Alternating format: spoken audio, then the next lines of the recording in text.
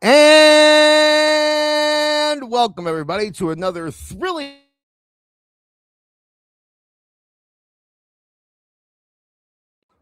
My mic got unplugged. Welcome to another edition of your favorite weekly live stream wrestling podcast.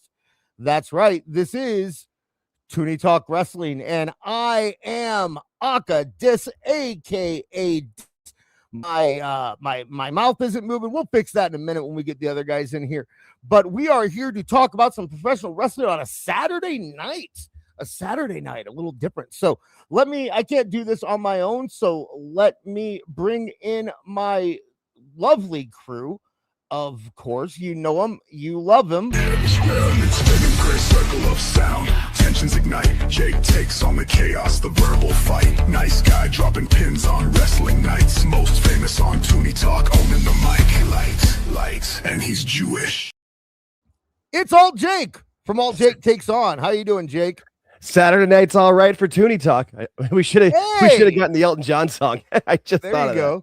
That. My microphone came unplugged during my intro. I got so excited that I pulled my microphone up and it came unplugged, and now my mouth doesn't work. So I got to go fix that at some point. I see that. I with the other ish that I am is Italian ish, and I will sometimes start talking with my hands, and I've had to like put I had to get a longer cord to put it around my desk so I wouldn't do that. And just it's happened to me before. Oh, real quick, I got a request from the chat. I got to do something real quick. Hang on. Just let me pause. Yep. Hold on, I need to break and do something real quick. Sorry, this will only take a second, guys. I'll be right back. Hang on. Okay, we're gonna go over here. All right. I'm back, guys. I'm back. I'm doing better now. Feeling better. Feeling alive. Feeling ready to go. So have to do that crazy dance afterwards. Like, yeah. Yeah. I'm all hyped up. Hopped up on goofballs. Allegedly. They want us to hit the George button, so I guess we'll.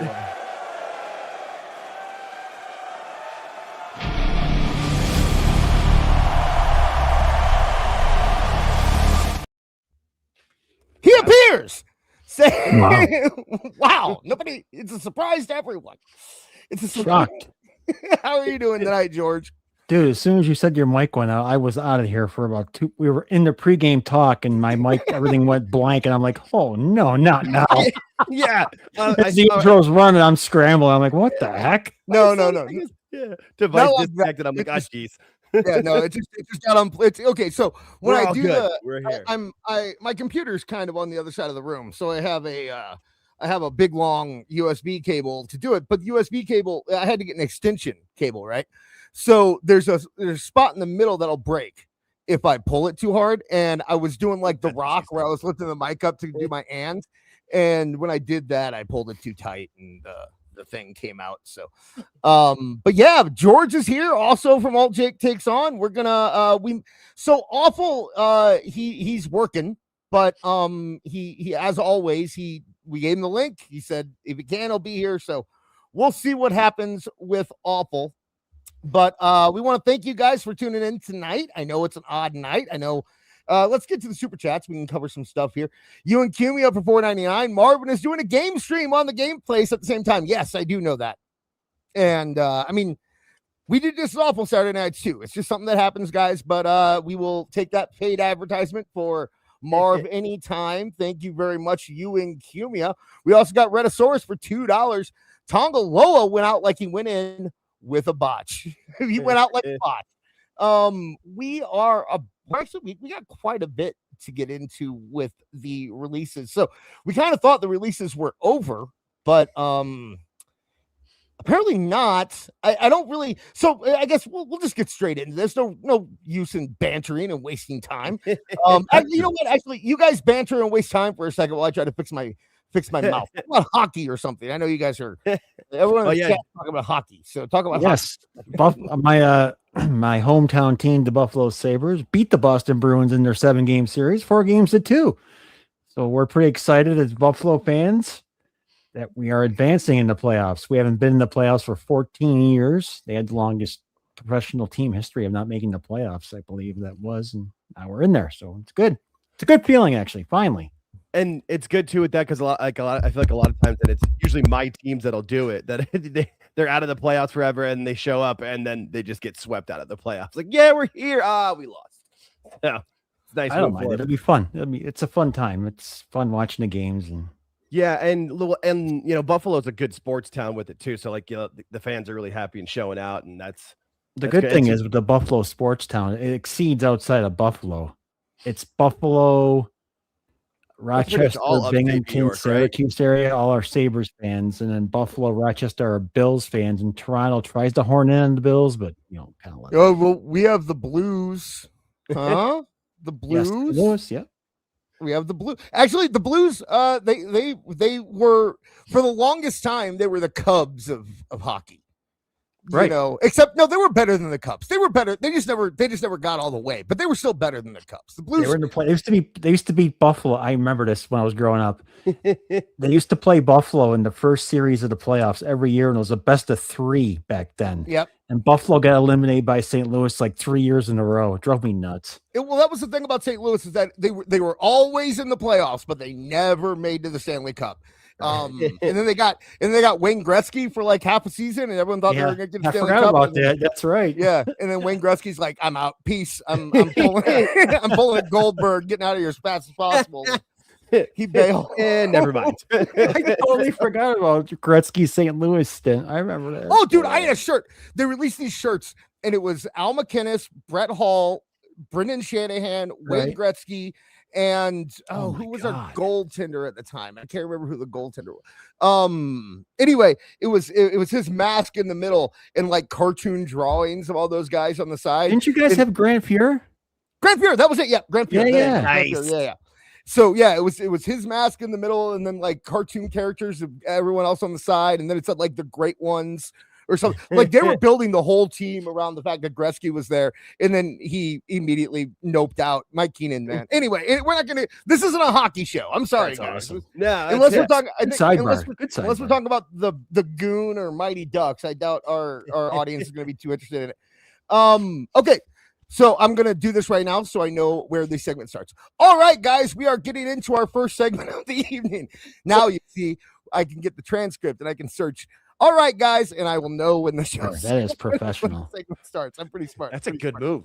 I know you should. CapCut will give you a free transcript of everything you put in there. So if you download the show or if you have a copy of the show and then you put it in CapCut and hit the transcript button, doesn't cost you any money. It'll give you a searchable transcript that you can edit out words individually, or you can find exact timestamps based on what you say.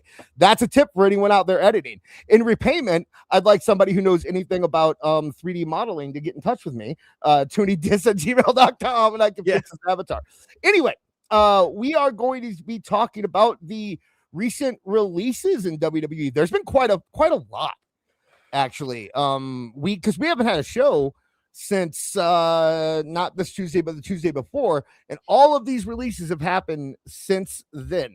So we are going to go through all of the releases. We're going to kind of go who we think, where we think these people will end up, if they have a future, that kind of stuff. So we're going to start. I wouldn't say at the bottom. I don't think Malik Blade is the bottom. Been there for 5 years, but what do you guys know anything about Malik Blade?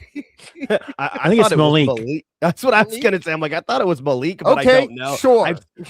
That's all I the got joke. to say. So I'm out. Yes, I've heard and seen the name. I feel like he was one of the ones that was in 1 or 2 of the speed tournaments that they had, but those matches are 3 minutes or less. So you don't 205 Live. He was on 205 Live. Oh, 205. There you go. Man, pour one out for 205 Live. He may end up on ROH. Sure, why not? I mean, I mean, TNA, ROH, MLW, NWA, OVW. If he wants to stay, he was trained by Devon. Okay, so he went to that school. All right, yeah, I was gonna say like, even Ring of Honor might be tough to get time there because all the AEW cast outs get there. I think MLW, what is it? Maple Leaf Pro is another one that's got. Yeah, there you go. Sure. Yeah, do something there and like sign a 1 to 2 year deal and just work your ass off, and you can maybe get back to NXT. I think that's a story we're gonna have with a lot of these younger releases. Yeah. It's just like if you really want to do it, stick with it. A lot of these guys get brought back.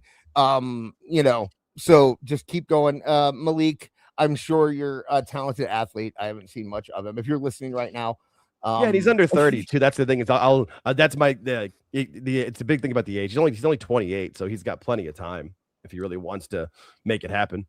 Oh, okay. Well, there you go. Oh, you know what? I should mention this. Make sure you are dropping us a like. Go down below and hit the like button. If you aren't subscribed somehow, you should probably hit that too.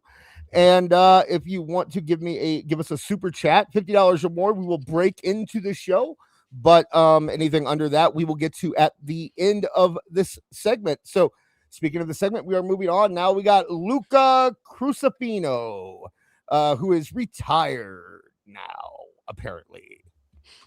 That doesn't surprise me. It's one of those things where with the the D'Angelo family, they put it all into the other guy. I forget his name, Stax Lorenzo. He was the only one after the Tony D breakup that they kept pushing and seeing on TV. This guy's the Tony D'Angelo version of Giovanni Vinci when they broke up Imperium, where he like tried to do something and then noped out of there. Just passed. Yeah, he's he played football. He's one of those guys that kind of picked up. You know, he retired fine. I don't know. I can't take any of these like retirements after NXT seriously. They happen so often, and then people always just end up coming back.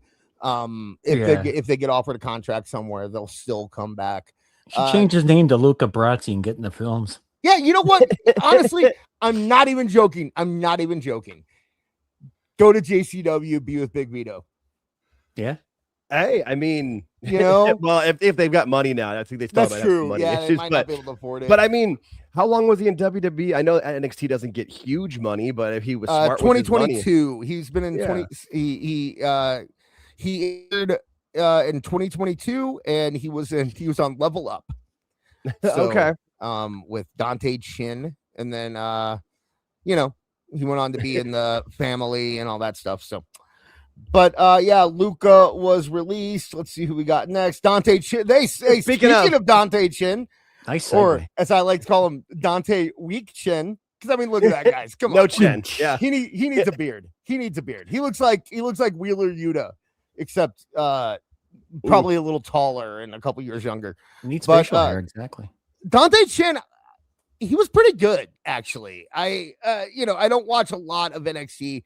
But everything I saw of Dante Chin was fine. I don't know, dude. I'm trying to make this work. What do you have about Dante? Are there any big Dante Chin fans in the house? Any big one? I wouldn't think so. I mean, here's the thing about it. From what I remember of him, which isn't a ton because he didn't wrestle a ton on NXT, but he was good to decent in ring. But he's got about as much personality as he has of a chin. Yeah, and he went to Evolve. When you go down to Evolve, yeah, that's like it's not like it's not like the guys who like maybe go down to NXT for like a little bit of a stint or like maybe a couple of matches and then come back up. Like if you went down to Evolve, that was basically your last chance saloon. But I mean, he had a 5-year run. He is. He's Singaporean. That's kind of a hook. I bet he'll get work. Dante Chin will get work. Dante Chin will end up in Ring of Honor or NWA or, one of those places. But I think Dante Chin will be fine. Potential's there. Yeah, I could see TNA being a good fit for him too. A lot of these, I mean, that's honestly, if your goal is to like come back to WWE, that's probably the place you're going to want to go. Yeah, I would say, if that's your goal. Okay, this one, there were some people that this hit some people, and I don't know, are any of those people here today? Not me. I mean, like the Chase, there are people that really like the Chase U gimmick and that whole thing. I got into NXT about the time they got onto the CW, and that was on like what should have been the last legs of Chase U, and then they kept going for a bit, and then even tried to bring it back, and I never quite got it. He was funny with those like video things with the teachable moments and like where he would swear and they would bleep it out. Like those were funny, but that really wasn't that great of wrestling TV, but he was funny in that stuff. I liked the Chase U gimmick. I thought it was pretty good. And it just burned out though. It was done. he's in a weird Yes. area where he's too big to just be a manager. You know what I mean? And Yeah. not big, but you know what I mean. He's too Mhm. tall. He's too to be a manager, but he's not. But he looks like a stepdad, and you know, shit, like he look right. That's I mean, he looks No, like he's an insurance 37 salesman. too. I didn't realize he was that old. I thought he was like early 30s. He's 37. So yeah, he does have a good personality. He's good on the mic. He's got confidence there, but he's just never going to be a big star with it at that. I mean, I guess maybe he could be a good trainer. It worked. It worked Yep. when it was going on NXT. I remember watching it going, this is pretty good. And he was pretty decent in ring, but like I said, I got kind of burned out on it. Yeah. That was about it for me. I don't really know where he'd fit. In the chat, they're saying NWA. I could see NWA. That'd be a good landing spot for him. Since Jake mentioned he was 37, you think he still wants to keep going at this? Yeah, I think it's almost a sunk cost fallacy at this point, right? Yeah. Like, his thoughts probably like I've been doing this for how long? Like I'm really surprised that he isn't taking like a Sean Spears type role of being a guy who is there. He can keep working with the guys, but he's never really going to make the main roster. He can help out as an agent, or he can help people on promos, or just help people through the system. You know, but I don't really know what the future holds for Andre. I can tell you what, this isn't a guy that like Tony Khan's going to be knocking down the door for. I don't think. I would agree. So Yeah, maybe Japan. I don't know. he'll be a gaijin. Yeah, go over to Japan. What he needs is a total reinvention. Similar to someone else that we're going to be talking about later, but a total reinvention of who he is, what he is, his gimmick, his style, everything. He needs to completely change and try to find something that fits better. Maybe a mask. Long hair. Long hair. There you go. Throw a mask on him. Throw him down to go to Mexico. How many guys has that worked out for? That's worked out for quite a bit, actually. He's a solid hand. Or you could go over to like the some of the England promotions. Yeah, either get a full beard or just shave it. The goatee and the hair. He's got to have a complete long hair. I agree with you. The long hair, unless you're wearing a hood, the long hair. I agree. But yeah, other than that, I don't really. Okay, high rise. The not rascals. I guess is what you would call it. Isn't that weird too? By the way, because so these guys were in a group with Wesley, right? Called High Rise, and then Wesley left, and then Wesley went back to TNA and joined the Rascals, and then the Rascals went to AEW, and now, but then they got broken up, so it's a very weird. But here are the other members of High Rise: Tyson DuPont and Tyreek Igwa. Sure. Like I remember seeing them in the like vignettes and stuff with Wesley, but I mean, if they've already got like the OTM team, they don't need like what's the difference in that sense, you know? Like they don't need as many with them. I genuinely forgot about these guys. I didn't know they existed. It's fair. I'm sorry, I just don't remember them. Yeah, it was early on in the time that I don't even think you were watching NXT yet. I think it was like when they first went over to the CW, they were around still a bit. And then when Wesley got hurt for that time, they just disappeared. I'm sure they did evolve or something, but I didn't see it. I'll tell you what, these guys to me seem like they could go one of two ways. They could either go to TNA and develop and establish themselves. And there's actually a story to be told there where they could team up with what's his name? The rascal that's still in TNA. Oh, bad with names. Yeah, I could picture his face. Myron Reed, maybe? Yeah, there you go. I think that's it. Team up with him, do a little thing over there, gets maybe something. Or they could take the easy money, because I'm sure AEW will offer them something, maybe go to Ring of Honor and just disappear. Because that's what happens when you go to, I'm not going to say that's what happens when anyone goes to AEW. That's what happens when guys like this go to AEW, is they end up in disappear. Trey Miguel. Thank you, Jay. Oh, Trey that Miguel. one. Yep. Trey Miguel. Yeah. Oh, and yeah, Chris too. Thank you guys. But having them go to TNA, work with I mean, Trey Miguel was a thing, but you don't have to do that. They have a good tag division. I do think that would probably be best for them. But if I had to guess, I imagine they will take some money, end up in Ring of Honor, and we won't ever hear about them again. That'd be my guess. You actually think they're on Tony's radar at all?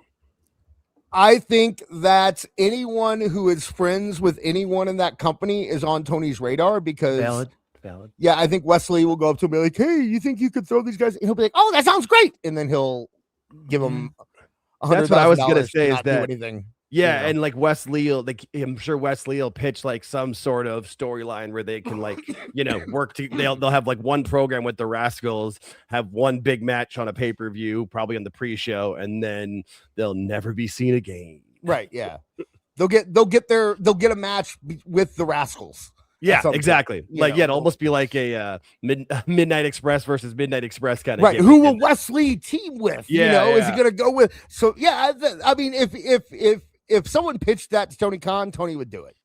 And yeah, no storyline, no nothing, just throw it. And if you don't know it, you don't know it. Fuck you. Right, exactly. Yeah. So, I could see it. But these are guys that could also see. I mean, they were okay. I have seen them. There was they were around because they came in kind of during what was it? It was like when Braun Breaker was there. That Hank and Tank and that kind of stuff. Oh yeah. And so I could, they were all right. And I could see them developing and getting better and coming back and being in something, but they just have to play their cards right. Japan, TNA, and I don't know about NWA, but MLW maybe. MLW tends to get people worse off most of the time. Like Jacob Fatu is an exception, right? Has anybody, Jacob, okay, MJF, I guess. So they would be the exceptions, but I can't think of anyone else really big to come out of MLW. Not top of my head. Yeah. I mean, people who have maybe spent a cup of coffee in MLW or went there, right, for a booking, but MLW seems to be the place you go when you can't get work anywhere else, not the place you go when you are coming up in the business. What do I? Yeah, I was gonna say the other big name from there. I tell you that big name wasn't it Alexander Hammerstone? Like look at him. Yeah, exactly. He had a cup of coffee in NXT for a little bit during the and then we never seen again. Which is he's from the Phoenix area. He's a nice guy. I met him once at outside of a bar. I've heard that he is more interested in having a nice body than being a wrestler. That's what I mean. Yeah. Ultimate Warrior Jr. Yeah, kind of. Yeah. Or what's Parker Bordeaux? Remember Parker Bordeaux? The Brock Lesnar with tattoos. The new Brock Lesnar. Yeah. And then he went out and ran training camps after he was out of WWE. He actually had a cup of coffee in AEW too. Remember that? Yeah. In that whatever that I forget, there was some stupid team with some weird people. It was him and like Angelico, and it was a really weird mishmash. And of people. I forget the guy's name. Like I forget the kid's name. Sunny Kiss, is that it? Yep. Yeah, that was it. There it is. It took me a minute. They were what a wonderful. Yeah, they had a weird debut, and it seemed like they were gonna get a push, and then the moguls told the moguls. All right. Next up, we got Chris Island. Any big Chris Island fans in the house? Jake or George, you a big Chris Island? No, he's on the island all by himself. Sorry. Nice, well played. LFG guy. He was an LFG guy. I think he's on LFG now. Is that correct? Is he one of the ones that is currently on LFG? I mean, probably because I think they filmed it, before it's filmed months ago for it. So probably he's on there with it, and then they're not gonna have anyone. Yeah, it's gotta be something. You're watching it on TV and it's yourself there, and you realize, well, I'm gone. Yeah, and you can find the episode up. This is where I fucked it all up. This is where I blew it. Yeah. Oh no, he was on 1 and 2. So he actually is going to be on season 3. So he is going to be on season 3. So enjoy Chris Island. Hey, you know what? Maybe if he gets a good reception, they'll bring him back. I mean, who knows? But he was a guy that signed out of college. took a tryout in 2024, and here he is. So good look. And there he goes. He has a good look. I don't know what else to say about him. Although this guy, I do have a lot to say about. Trill London had a banger vignette for him at one point. The guy could talk. The guy had a look. I ran into it kind of went a little viral when he showed up in Evolve. He's another guy who is going to be on LFG this year, even though he's not going, even though he's been released already. Did he play for the Dolphins at all? He was in the He's NFL. wearing all the Dolphin stuff. Yes, yeah, he was in the NFL. Okay. A defensive back. And he actually did play. Like, he wasn't like just a practice squad guy. He was in the he was an actual yep. He played actual games, not just preseason or practice squad stuff. Yeah. I liked what I saw of him. And his pedigree does make it kind of surprising that he got released. But of course we don't see what's going on backstage. We don't know how much work these guys are actually putting in and that kind of stuff. So it's hard to say if he should have been released or if he shouldn't have been released because we didn't get to see any of that. But apparently he wasn't enough to stay on the card, even though apparently, like, who is that? They have the gay guy and they have the guys who take selfies and I'm just going over a ball. Swipe right. And, they got swipe right. You know, so if they can get on and he can, it does make you wonder a little bit. Go ahead. No, I always go back to when George and I had Kevin Apollo on with us on our Sunday Night Spaces show, when he was talking about how one of the things that WWE kind of does is they'll sign people, train them that they can, and then maybe they won't make it on NXT or on their shows, but like they've got them decently trained and they send them off into the business, and that kind of helps the indies a bit. And then if they perform well, they can always come back through. It was one of those things where I had never thought of it in that way, and ever since that conversation with Kevin, I've thought a lot differently about. Because they're like, they signed him and then released him. Like, yeah, but if they give him a good amount of training and they've got the right, and they got a good head on their shoulders, they got a chance to go out and do other stuff with Maple Leaf Pro, MLW, TNA, whatever, the indies, and then prove themselves and come back, especially with a lot of these guys. I mean, he's another one. He's only 26. So these guys are under 30. They got plenty of time to figure things out, get experience under their belt, and then come back if they want to, or maybe get experience under their belt and then go get the bag from Tony. Whatever works, man. Yeah, it's a good move, especially with these NFL guys or the football players coming out of college, with the idea being like, okay, now go pay your dues. We gave how it work. Now let's see if you are really into this or if you're just gonna bail out, and we'll have to see what happens with. I imagine if Trill London does anything, it's not going to be going to TNA or he's going to be going. He can to go back to football. Yeah, I mean he could. He's only 26. Yeah, so why not? Next up we got Serena Linton. Any big Serena Linton fans? She is the other ID person who will be appearing this year on LFG. Gotcha. That's awkward. Yeah, I know. It's weird. Yeah. She's a gymnast, of course. She was with Mickey James and Booker T on LFG. She was she did a couple like NXT live events and stuff like that, but she never actually made it on the show. Without being rude, she does not look like a gymnast. Oof. What do you mean? And that's where I'm going to leave that. She looks like a dancer. She looks like a dancer. Yeah, she doesn't look like a gymnast. I'm sorry. Yeah. Look at Samaruka and look at her. Yeah, and look at like Kalani Jordan. Like, yeah, I get what you're saying. Like, she looks more like she would have been like if she was an athlete, she would have been like a track and field athlete or something like that. Yeah. I see. I agree though. I see her more. I don't see her as much of a gymnast. I see her more as a dancer. But we're wrong. She was an All-American gymnast actually from the University of Arizona. Hey, so we are wrong about that. Good old Tucson. I just and this is also going to sound kind of mean, but when I look at her, I'm like, if they're going to keep, I feel like it's between her and Nikita Lyons. They didn't need to keep both of them. I would have gotten rid of Nikita Lyons. I'm not the one making the decision. I just feel like it was you're going to keep one or the other. And Nikita Lyons, and it hurts to say because man, there's I like a lot about a Nikita Lyons. Okay, Yeah. but I think she'd be a great heel manager. Like, I think she'd be great at that with her, Yeah, with there her you go. attitude and gimmick. I've thought that for a while. For a while, I thought she was going to be like, if they were going to push Obafemi as a heel, I thought she would have been a great manager for him as a heel. But make her Robert Stone's assistant. There you or go. Like I can't watch her wrestle, man. She's bad. She's bad. really she's actively bad. It's not. But she's gotten better. Has she? Yeah, and she's still actively bad. Yes, she has gotten better. And she's still actively bad.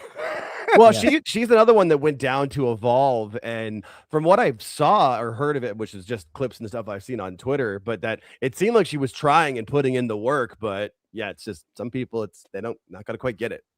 Yeah, maybe we're obviously Serena Linton did not leave a big mark on us because we're talking about Nikita Lyons of all people. So we will now move on to probably the biggest one from NXT, Tyra May Steele. Tyra May Steele. I was talking about this with Awful on Tuesday when we did This Is Awful this week, and this one surprised him a lot.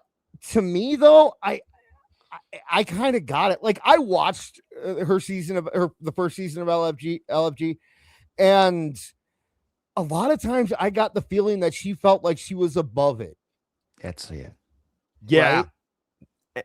And I didn't watch much LFG. I tuned in for a little bit here and there, but didn't watch much. And then even when she was on NXT for a bit, that was the vibe that I got, that she she was kind of pushed as the female Kurt Angle, and she forgot that Kurt put in the work, and but after Kurt got the reality check, that's what she needed. Yeah, Kurt got the reality check. Remember when he got the contract and he said no?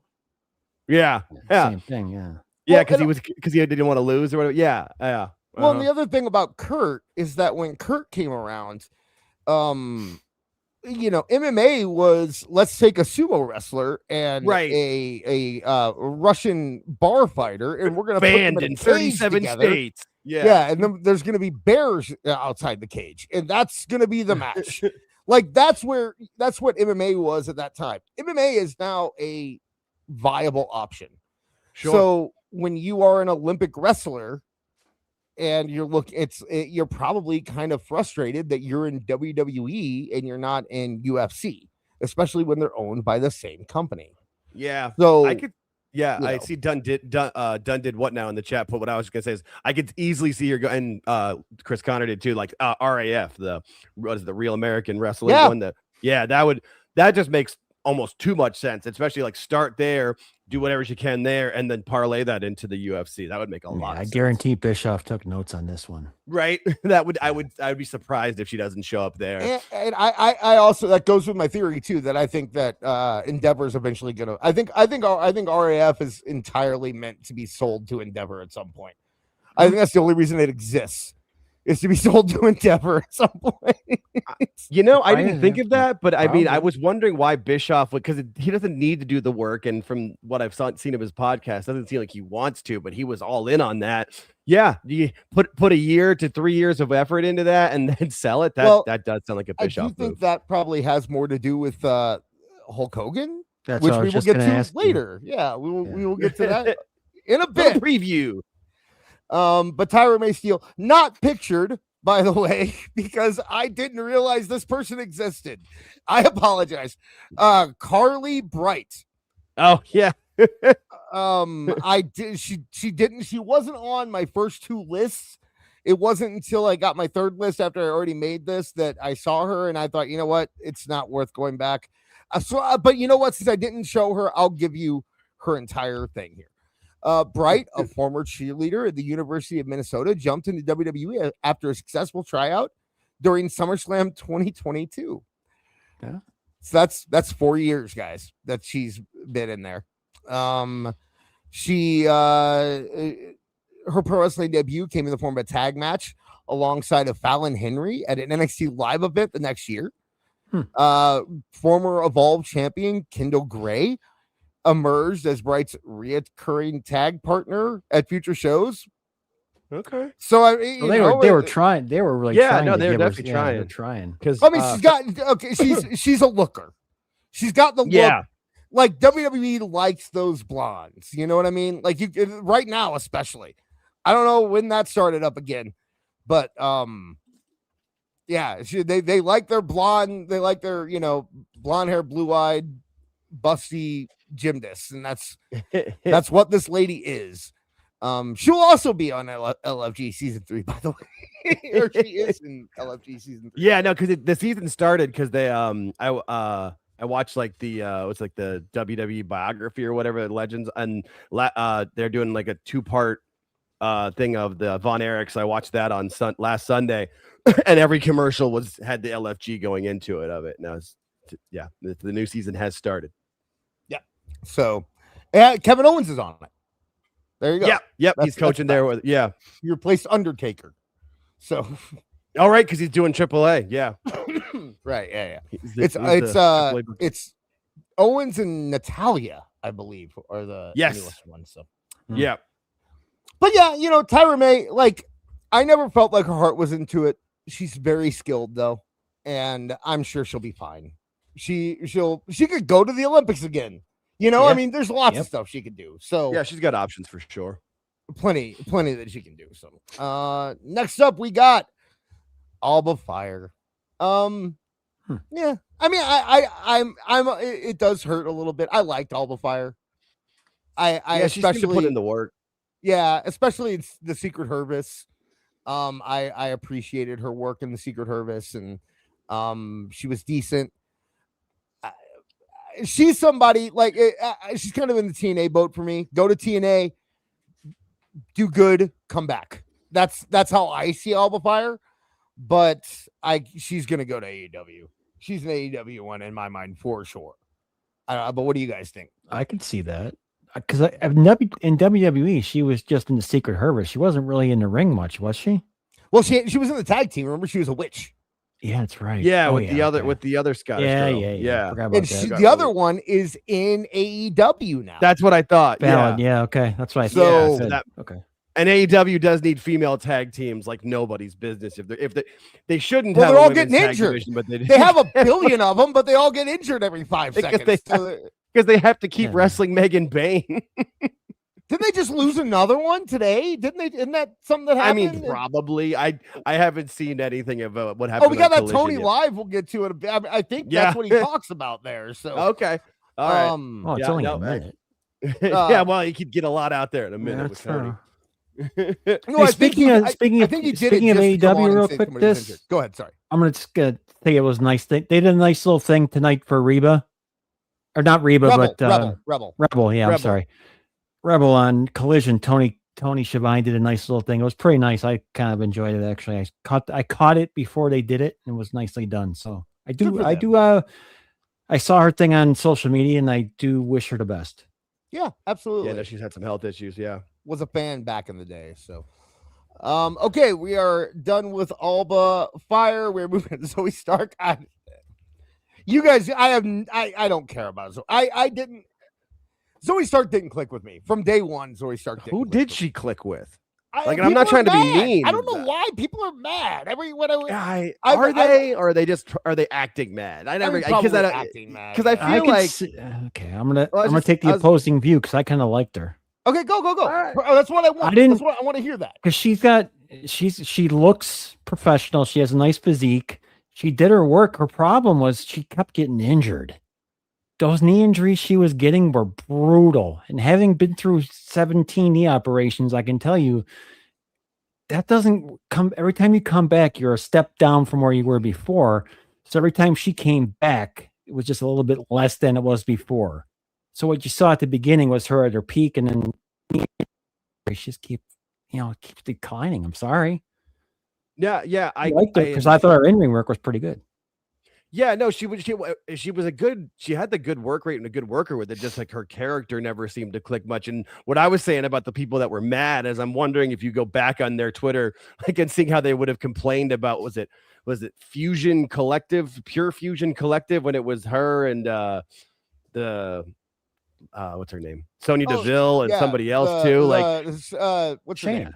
Shayna Baszler, yeah, and everybody bitched about them. Like I could say how bad they were, and now they're probably the same people bitching about them being released. Yeah, I also heard that hers wasn't a release; it was a not like she was due to get re-signed, and probably like George said with the knee injuries, it's hard to. I guess the thing commit to that. The thing that I like little girl Ivy Nile. I like Ivy Nile a lot, right? Right. And yeah. I think my thing with Zoe Stark was like, why would they push Zoe Stark? I mean, I know Ivy Nile's shorter, but she has a way better look, and she's basically the same wrestler. Like, why would you? So why would you push Zoe Stark over Ivy Nile? Like, Ivy Nile's not doing anything, so you better not be pushing Zoe Stark over there. I know you're not. Zoe was first, though, right? Yes, she was first. Well, did she get up first though? I think I believe so. Yeah, because she's been out for a while with that injury and like. Okay, that's what you're right. I think she came up and she got injured, and Ivy Nile came in while Zoe was injured, and then Zoe came back. Regardless, it was just a matter of me where it was just like there's other people on the roster that fill that spot. You can only have so many muscular women who don't fight like what I mean. It's a role that is filled by better people, and. So I get where the redundancy in her injuries would make it so she doesn't. She'll end up in AEW. I think so. Yeah, for sure. Or maybe I could see TNA because Sonya Deville's there now, but I was gonna say wherever Baszler ends up. I don't know if Baszler's gonna. I mean, Baszler's in her mid-40s. I don't know if she's still gonna wrestle anymore. I mean, she's, I think she's gonna be more doing training or coaching or something. But I don't know. Okay, we'll see. I don't know. Yeah. But because she was doing some NXT stuff, wasn't she? Like doing backstage NXT stuff. So because Shayna Baszler is older than you think. That's what I always forget about that. Well, she had an entire MMA career before she was in exactly. WWE, so Zoe, she'll I don't know. Do some bodybuilding.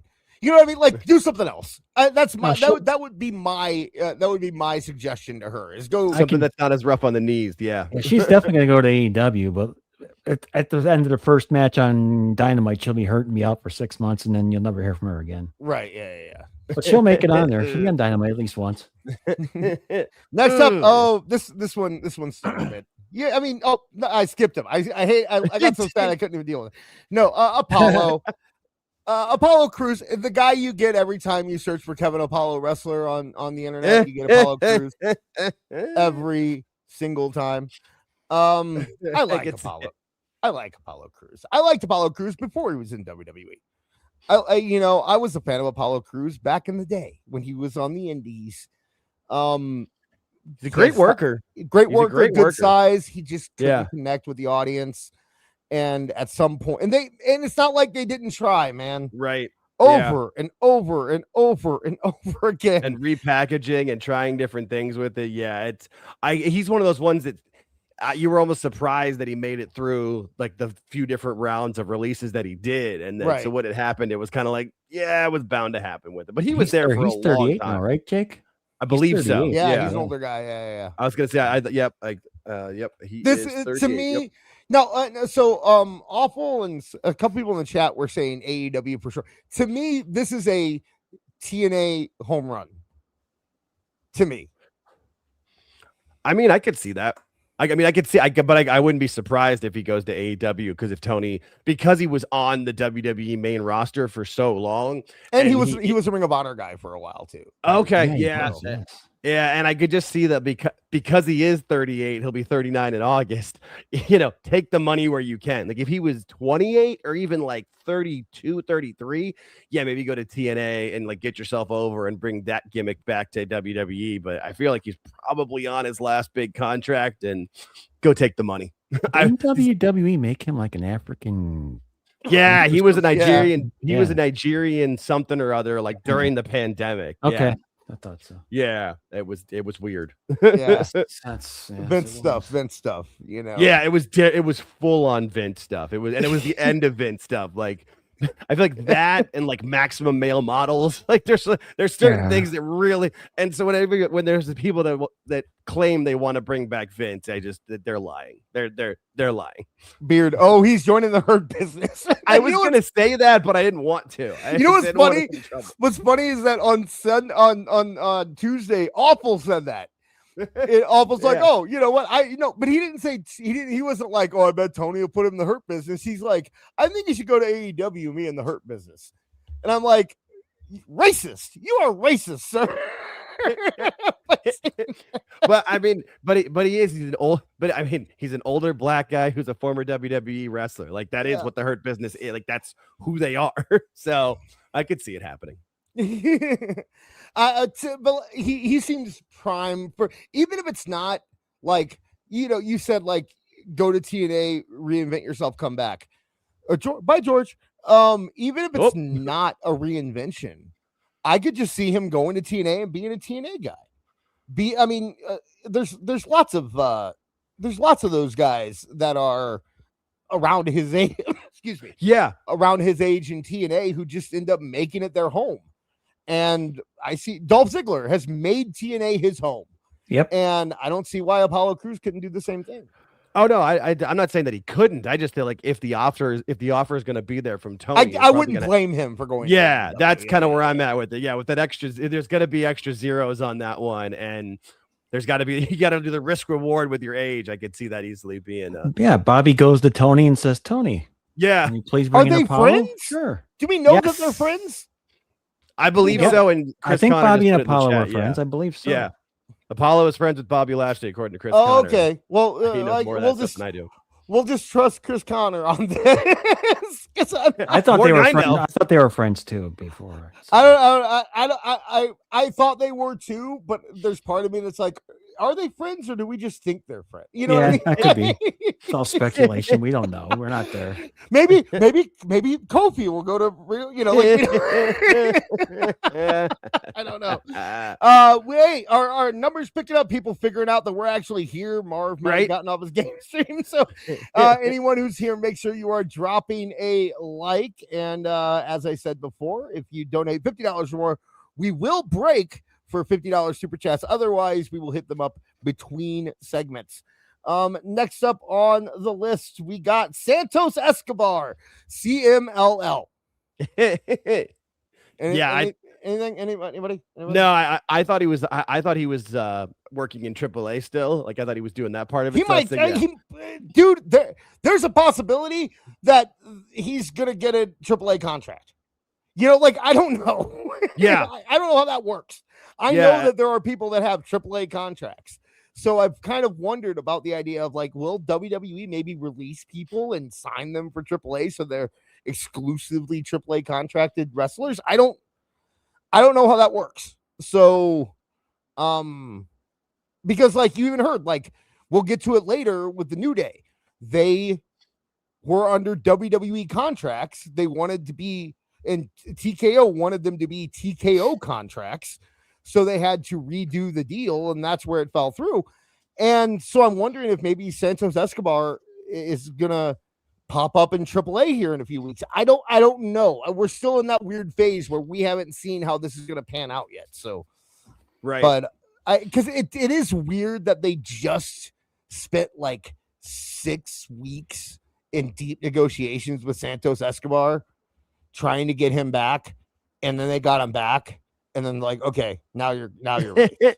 Yeah, it's definitely strange. Yeah, I wouldn't be surprised if he goes to either AAA or CML. Although I could see him taking the money from Tony if he wanted to, or maybe trying to go to TNA. There's like he's a great worker. He's good at he's a good promo. Like he can get himself over wherever he goes. He just needs to get consistent work. That will be interesting. I would be one. If he does go to AAA, I would assume that there's no compete clause there. Like they'll let that happen, so he could just show up at Triple Mania or whatever. Yeah, I just don't know how it works. And it'd be okay if it isn't just a situation where he's leaving one contract and getting another with the same company. That does make me think that TKO might be more involved in these releases than other people are letting on. because so far it's been like, oh, TKO has nothing to do with these releases. It's all Tony Khan or it's all Nick Khan and Triple H. But Triple H pushed really hard to sign Santos not too long ago. And here we are releasing him. So it unless it was a deal where they're like, okay, who wants to be released? And he raised his hand, which is also possible. We found that out, 2 years ago? That they did that basically. They went into the room and they were like, "Great, who wants to be released?" And like a couple guys were like, "Me, Dolph, I think was one of them." It's like, yeah, let me do it, So maybe it could be something like that, or it could also be like with if TKO is involved, it could be less on the idea of like they're saying who they want to release. They could just say like, "Here's your budget," right? And everybody's and it's like Triple H he wanted to keep him, but certain wrestlers and certain like, oh, if you're over a certain amount, you get earmarked. Like that's usually how this stuff works. I'm just trying to think about how this stuff works in other businesses, and I know that a lot of time it's like the parent company they don't care about performance, that kind of stuff. They just go, okay, we'll earmark anyone over this much, and you reevaluate them, kind of thing. And they're working these things exactly like the NFL contracts. NFL owners work their contracts. If you really break it down and start looking at it, the rookie deals come in, then you have an option after. If you look at the NFL and how TKO is doing this here, it all kind of runs similar. Yeah. And I could see him also you can see him get it earmarked for a certain amount of money, and then they earmark another side of it because he's over 40. He just turned 42. So I could see there being multiple reasons. So you'll notice something about these guys that we're getting into now is that most of them are over a certain age. Yeah. You're not seeing Grayson Waller getting released. These are the older. Clearly they are clearing it out a little bit, but we're all in agreement. Santos, assuming he leaves the TKO bubble, will end up in CMLL/AEW, right? I mean, it makes a ton of sense. It really does. He can go wrestle Mystico and make Dave all happy. Yeah, Andrade, him and Andrade. Oh God, yeah, that'd be big for them. The Machine Guns. This one hurt me a little bit. I'm a big Machine Guns fan, but I get it. I think if I had to guess, they're definitely going to AEW, 100%. Oh, for sure. AEW with a caveat of they are TNA guys. There's always we've been shocked before, right? Where these guys end up in TNA, and so there's if it's a deal where they may have just said, "Hey, let us go. We want to go back and work TNA," until like. The whole idea of signing them in the first place was to make them agents when they're done. And apparently they're not done. So, it could just be a thing where, hey, we want to wrestle more. Can we go down? We'll go to TNA. And size-wise, I think they fit in the AEW side perfectly. And also they're the perfect two guys for AEW. Well, they are who the Young Bucks want to be when they grow up. Good point. They're the old Bucks. So, but they're also too, like, the thing about the TNA thing is, that's kind of always going to be there because they really, I mean, even the picture you've got them with the Impact titles with it, they're TNA lifers, so they can always go back there. Similar to Apollo Crews, I just feel like if Tony's going to want to pay them, and he is, because he's going to want to have, just think of it, all in's not that far away. You could have the Bucks versus the Guns versus the New Day versus FTR versus Edge and Christian. It's a huge improvement too. The team, it is. Oh God, good. They're good. Yeah, Boris brings up a good point too, which is that they are Scott D'Amore guys too. So it could be a deal where it's like, we're going to go work AEW. We'll do spots for Scott D'Amore, that kind of stuff. That'd make a ton of sense. But I feel like that giant, like, the tag team match to decide who is the greatest of all time with those. I mean, that's just 5 teams that I named right there that they could easily, and that would be a big match. I love the Machine Guns, but they were never a fit in WWE. And a lot of it's age. A lot of it is, I really do think that WWE signed them because their deal in TNA previously, when they were in TNA, they were doing interviews where like, well, we're working out the last few years, then we'll take backstage roles, that kind of stuff. So I think WWE signed them thinking, okay, we'll keep them around for a year and then we'll move them, they'll be NXT guys, they'll be agents. And then I think maybe they came in and said, we want to wrestle more. We want to keep doing this. And Because Alex I Shelley could was easily see it. retired at one point. Does anybody remember Yes. that? Alex Shelley Yes. was all the Yes. way retired. He was a chiropractor, you know? So he was a chiropractor. That wasn't just a gimmick. He wasn't Dr. Shelley. No. no, he would retire. He was done. These two, Aleister Black, he needs to change. It's over, man. He's a great wrestler. I think he has a presence, but the gimmick, it just doesn't work. It just doesn't work. Not today. Maybe in 1999 it would have been great, but yeah, Jake and I talked about it on our show. It just seems like the time for him is past. It just, the whole thing just doesn't work anymore. That's the way it works. I'm sorry, but yeah. It's the same reason that I think Damian Priest has a hard time connecting with fans. As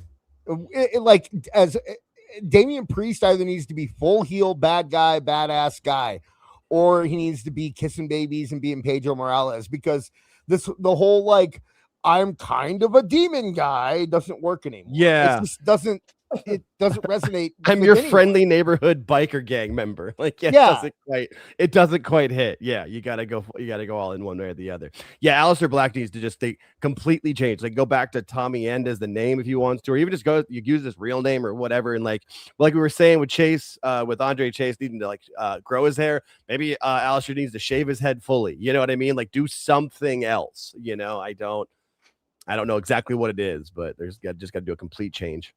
Well, if you want to keep wrestling. Regina the Check kind of mentioned, like, one of the big reasons he was there is because everyone likes him. Randy Orton loves the guy. CM Punk's a bit. I mean, he was Aleister Black was the person that CM Punk didn't name when he was on the Helwani show, because he's like, I got friends that are still working there, and he did. And if you watch the video, if you watch the video though, like Aleister Black comes walking up with a cup of coffee and shorts, and he's like trying to get Punk out of there and stuff. Like he's. But I and you know what? I'm not even saying. You know what? Maybe there's someone in the world that could harness what Aleister Black offers and make it work. I don't know. I do know that WWE is not the company that's going to be able to push these dark characters anymore, and I know that Tony Khan is terrible at it too. Japan, you know what? Japan. New Japan or work. TNA, right? Yep. Those are the two places that are doing it. Like TNA has the whole, although TNA is more tongue in cheek. I mean, shit. Maybe with something with Selena, like go do CMLL. She can speak Spanish for him. You know what? I just thought of that. I don't know. You know what they just talked? You know, I just read that Lucha Underground might come back. There's your champion, Aleister Black. Yeah, you know, I mean that would work because also too, it's not live. It's that could work. I could see that. And you got Zelina there, and there you go. That's what. Yeah. But I think Rhedosaurus is right, or was it Chris Connor? Yeah, Chris Connor. MLW. Cross went to MLW. Cross was in the exact same boat. By the way. Literally the exact same boat. Yep, they switched. Except Cross is about half as good of a wrestler as Aleister Black is. No offense to Cross, but Can I tell you? Go ahead. No, so you're right. It's like same kind of gimmick, same kind of thing. Yeah, go send them to MLW and have them feud. Like that could work. You know who I kept looking for? Like every time I refresh my phone today, I'm like, oh, I'm ready for it. Is LA Knight. Oh, I don't know why, but I just had a feeling that LA Knight was gonna get released. That would only be if they asked and he raised his hand. But I mean, because he still gets a pop from the crowd, and he's got the Slim Jim stuff. Oh yeah, and I see the T-shirts too. Like you do see, like I was noticing it on SmackDown. I saw like multiple of that. What is it, Unchosen? Like his shirt there. I saw a bunch of them in SmackDown crowd. I don't get it. I don't get it. But so he sells stuff. He sells makes a lot of money in merch. Yeah. I got it initially with LA Knight in it, but it's the same character that it was when he was in NXT. Like, there's no evolution. I guess I shouldn't say I don't get it. I do get it. It's just not for me. Yeah. You look at those top 10 merch sales. He's always in the top 10. Always. Always. I see LA Knight and I see a perfectly serviceable upper mid card, lower main eventer. That's what I see when I see LA Knight. And nothing wrong with that. There's nothing wrong with being that. But not at all. But like the LA Knight fan base just thinks that he should be everything, and I don't, that's what I don't get, is him as like the biggest name in the company or whatever. Anyway. Yeah. No, you're right. I get you. So they're not going back to AEW. We're in agreement with that, right? I wouldn't think so. I wouldn't think so. Unless it's via CMLL, maybe, but I wouldn't think so. Because I don't think they need the money either. But you know what? Andrade went back. That's the only thing that gets me, is that Andrade went back. Andrade, the guy who Tony Khan said, I'm not going to release you. So he goes, okay. And then he went out and he grabbed Sammy Guevara, and threw him against the wall and said, now will you release me? Because I'm going to come back every week and beat up somebody else. Yeah. Valid. Gina Sharp in the chat said LA Knight and Jey Uso are in the same boat. They're over, but no one. I get Jey Uso because like kids, right? Like I get Jey Uso because kids. LA Knight doesn't. He's a creepy old man. There's nothing kiddish about him, Yeah. No, but LA Knight sells like George said, like it's that t-shirt sales, and then for TKO, we're talking about TKO caring about money different. Like it's all about return on investment, your ROI. What do you bring in? Like those t-shirt sales every time. That's what's keeping them around. I guess you know what? WWE does have a huge kid fan base. I guess they also have a large fan base of weird mid-40s guys who really like their cars or something. Hey, wait a minute. I resemble that remark. Just a weird guy in his mid-40s. Do you really like your car? Oh God, no. Well, I guess I can do what we do now, but it's my wife's car now. We can condense down to a 1-car family, but it's a brand new car, so it's nice. But yeah, it's not like I'm not trying to keep a 68 Camaro running or whatever. I'm going to keep going back and forth. Okay, so Regina, I'll bring it up on screen. Okay, but why is Jay over? Why? Because Jay is energetic. And he has the look that kids. He looks like your kid's favorite streamer, and he talks like your kid's favorite streamer, and that really is it. He really just comes across as a streamer. And he's like the wrestling version of IShowSpeed.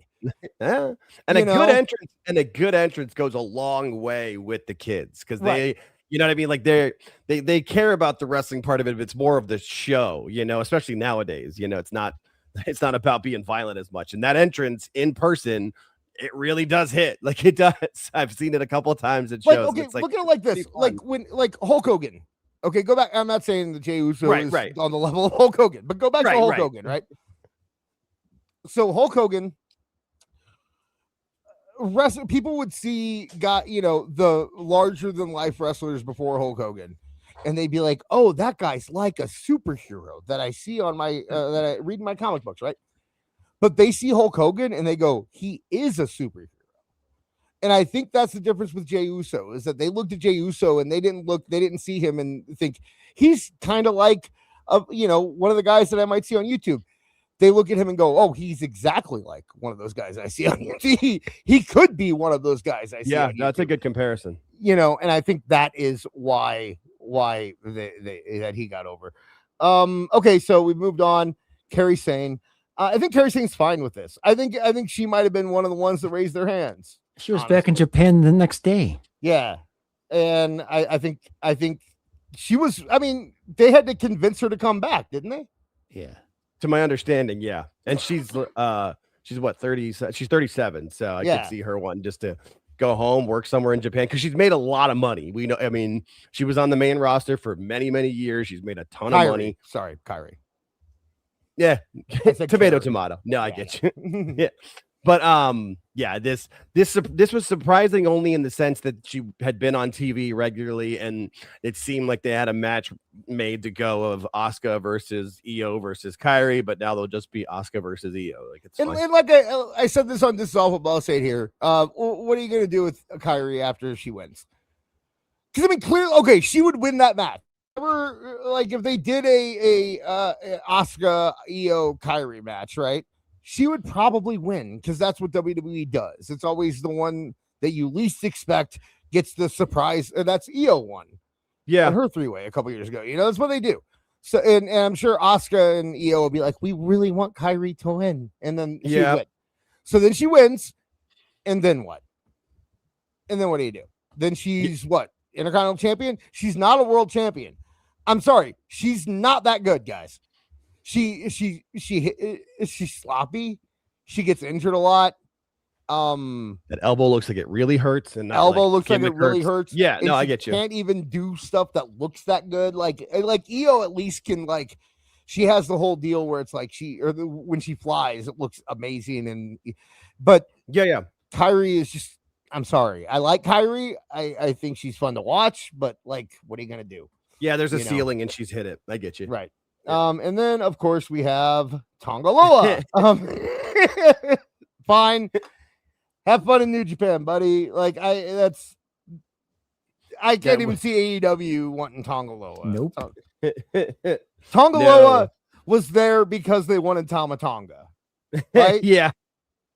That's the reason you signed Tonga Loa. Yeah, no, I saw a few different things going around of Tonga Lola because he's just a big lol cat because he's always botching. I like him too to a point, but when you see it, he did have a shit ton of just stupid botches. Not even right. Yeah. It really just seemed like the entire time he was just I'm just happy to be here. Yeah, he knew he shouldn't be there.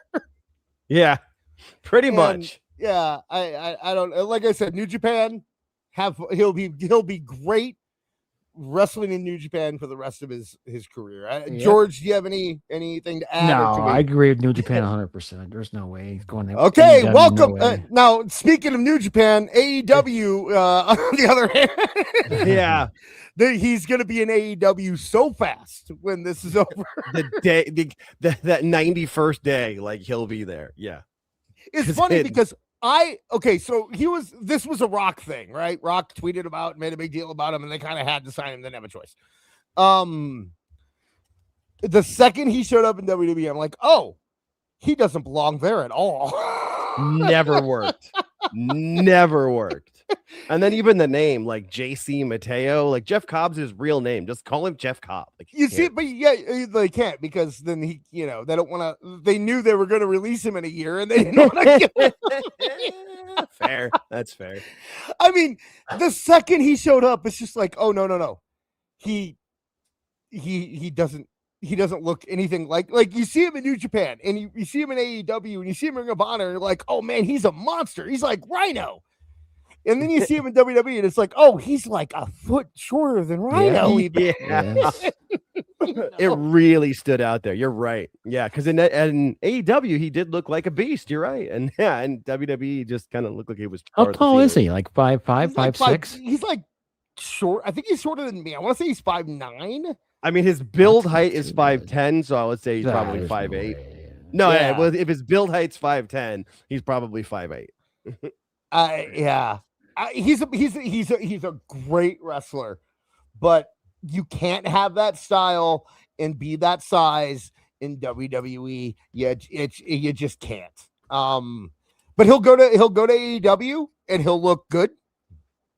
He's not too big to where WWE doesn't know how to, or AEW Tony doesn't know how to book him. Right. So I think he'll be fine. I do, but I don't know. Boris said he doesn't think he'll go to AEW. What do you guys think?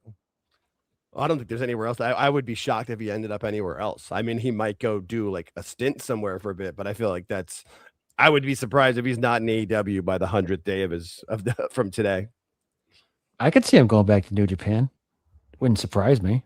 I mean, when you say it, I guess because with how New Japan, how depleted their roster is. Yeah, they got nobody there. Oh, right. That could be a good point. BKJ Bearcat in the chat. Thank you very much.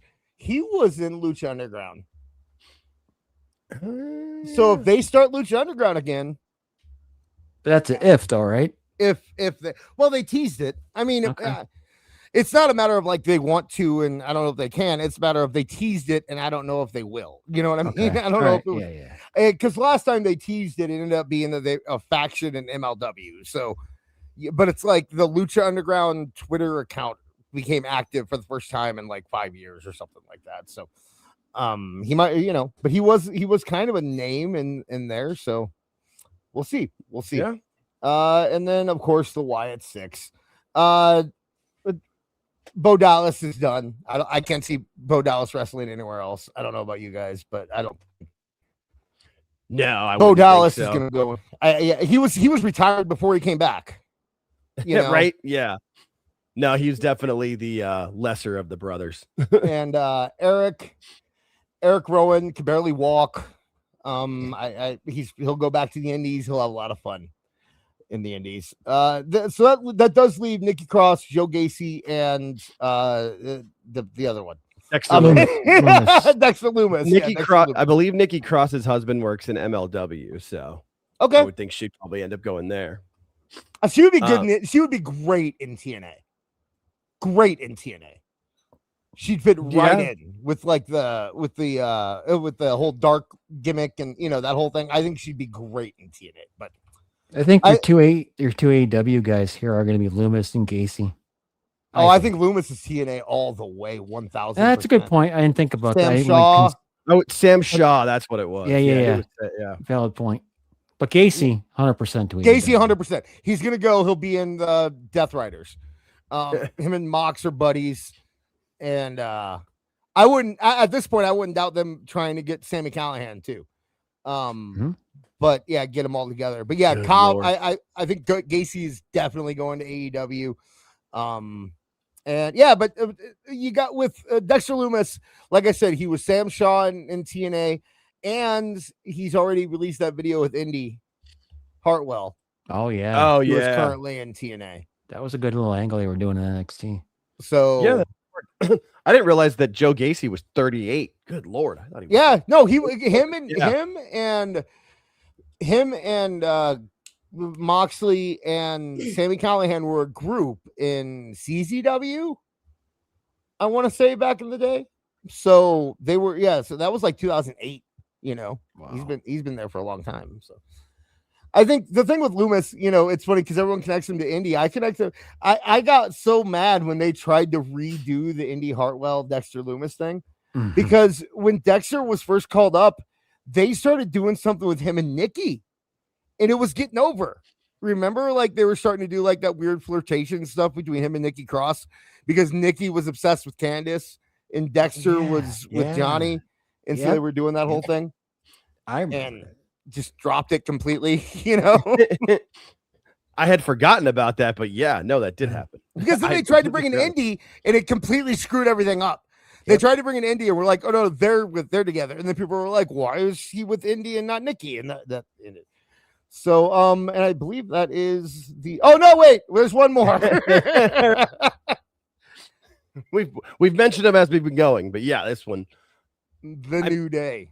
It was surprising initially when I'd heard it, because I thought it was just a release, but once the story came out that it was, like you were talking earlier, TKO wanted them to restructure their deals. Like, that goes back to what George was talking about, how it's like in the NFL where an older player has got a big contract coming, like they'll restructure them sometimes if they want to stay with the team, or like you'll see a player who's been a legend with the team for 10, 12 years get cut. They don't want to pay him that big set salary. I mean, it makes sense. Yeah, we can go on all day about what happened with them in WWE and after the heel turn, but here's the thing about these guys. I get why you'd want to restructure their contracts. Ever since they signed that contract, one of them has been injured. Yep. Yeah. It's been like they couldn't be a tag team. I think they were able to be a tag team for like 2 months since they signed that contract. And every other time it was like Xavier got injured and then Kofi got injured and then Xavier got injured again. They can't, at this point, like, you can't be paying that much money to guys who can't be what you want them to be. And they want them to be a tag team. So, I think AEW is the obvious landing point. I could see them coming back ending up back in WWE somehow. I could absolutely just be in an R-Truth situation like we saw before, where it's just, this is a negotiation tactic more than anything, Unless these two are real morons with their money, they should have no problem having any problem with just financially be for the rest of their lives. They should be fine, right? And I'm sure Xavier Woods is fine. That dude's brilliant. Like, I'm sure he saved his money. Well, he's got a gaming channel and stuff. Yeah, but he hasn't really updated that in like 2 years. Like, right, but now he can moving forward. Like, that's the other part too. Is that like WWE, they kept what's his name, Tyler Breeze. They kept him employed to work on Xavier Woods' gaming channel, and then they didn't do anything on Xavier Woods. It's a really weird situation there. And I don't know who even owns. Does Xavier Woods own the gaming channel anymore? Or is it up, WWE? up, down, down? I'm not sure, but I don't know. But I would bet that it was also too that if they wanted to restructure him, it might be that they made it coming back at some point. But I would think they probably knew, hey, we can go get a bag from Tony and have a few tag team matches with the Bucks. I still think that the R-Truth thing was a negotiation tactic that we saw go public. Yeah. I don't think that was such a big situation where it was like WWE legitimately released I think it was more like R-Truth goes, okay, well, I'm leaving the table, guys. And then he went online and said, I'm done. I'm out of WWE. And that was a negotiation tactic. And I could see this being very similar to that, where this is the New Day's negotiation tactic, and that they will not be back. Like, R-Truth was never actually released, so I could just see it being a thing where they come back to the table and end up back in WWE, but who knows? Then go to AEW and make a lot of money. Yeah, I just feel like that Tony will pay them so much to wrestle the Young Bucks 2 or 3 times. What's funny is that this isn't even the New Day. Right. Okay, Boris, you're coping. Half the AEW has tweeted about the New Day. They're going, yes, I get it. Yeah, like I said, of course they're going. I'm just saying, we all said that about R-Truth last year, and he ended up right back. So I don't want to. I'm just covering my bases, okay? Yeah. I'm coping. Yeah, I don't care. It's called getting both sides of your argument. Yeah, I don't. It's not like I'm. Yeah, it doesn't make a difference. I'm hosting a show, buddy. I have to. Yeah, Boris, you're crossing the fine line with me, my friend. Right. I have to cover all my bases here. I don't care. I mean, honestly, what's funny is that I'm actually wearing a New Day shirt right now, but this isn't the New Day. Like, I'm sorry, the New Day tag team Kofi is and Xavier, Kofi and Big E. That's the tag team is Kofi and Big E. So with Woods on the outside. This is like it'll be Austin Creed, and Kofi can just call himself Kofi because that's his real first name. He just drops the Kingston, which is fine because he was never Jamaican. Yeah. And I liked Xavier Woods better in TNA. I'll admit it. Consequences, Creed. I liked him better in TNA. I also liked Walking Wild better in TNA. So, if they go over to AEW, I'm sorry. If they go over to AEW, they're going to pretty much do what they want. They're going to be able to book their own matches and stuff. They're going to be able to do what they want. They'll be fine. So it's not going to be your normal crap. So it'll be something to see. I think it'll be. Yeah. I have no problem with it either way. I like both of these guys. I hope they make a whole lot of money wherever they end up. I'm just saying that after what we saw with R-Truth, whenever you have these WWE quote unquote lifers that get released, I have to question it and take a step back, because who knows? We don't know what the actual stuff going on. So my question is, and I don't remember, was R-Truth ever moved to the alumni section? Yes. No. Okay. All right. I don't remember. I just knew that, like, from what I saw, it was like these guys, like all 4 of the guys that happened today, these 2, Tongalo and Jeff Cobb, they were all moved to the alumni section, and then the story broke. Well, yeah, but what I'm saying is that I think at this time it might be WWE who left. No, there you go. Okay, yeah, no, you know what I'm saying? Like, yeah, no, because like when they weren't accepting the TKO deal, and they just got, I don't know. I'd say it's an interesting situation with it, but I would makes sense from both ends too. It makes sense from both ends too, because if you're TKO and you want them to take less, and they've been around and they're veterans, it's like a football. It's the same thing with football. Like I said, like Tom Brady was the dude that always took less for the team. A lot of quarterbacks in this position would never do that. So they're in that position where they, do we want to take less to give somebody else a chance maybe to come up? They said no. We got more on our money. Yeah, and it just feels like with the All In is like, at the end of August, so that 90 days he can show up in AEW sometime in early August and then get the match kind of booked and set up, and then there's gonna be that big like Legends tag match in AEW. That's happening at All In. I'd be shocked if it doesn't.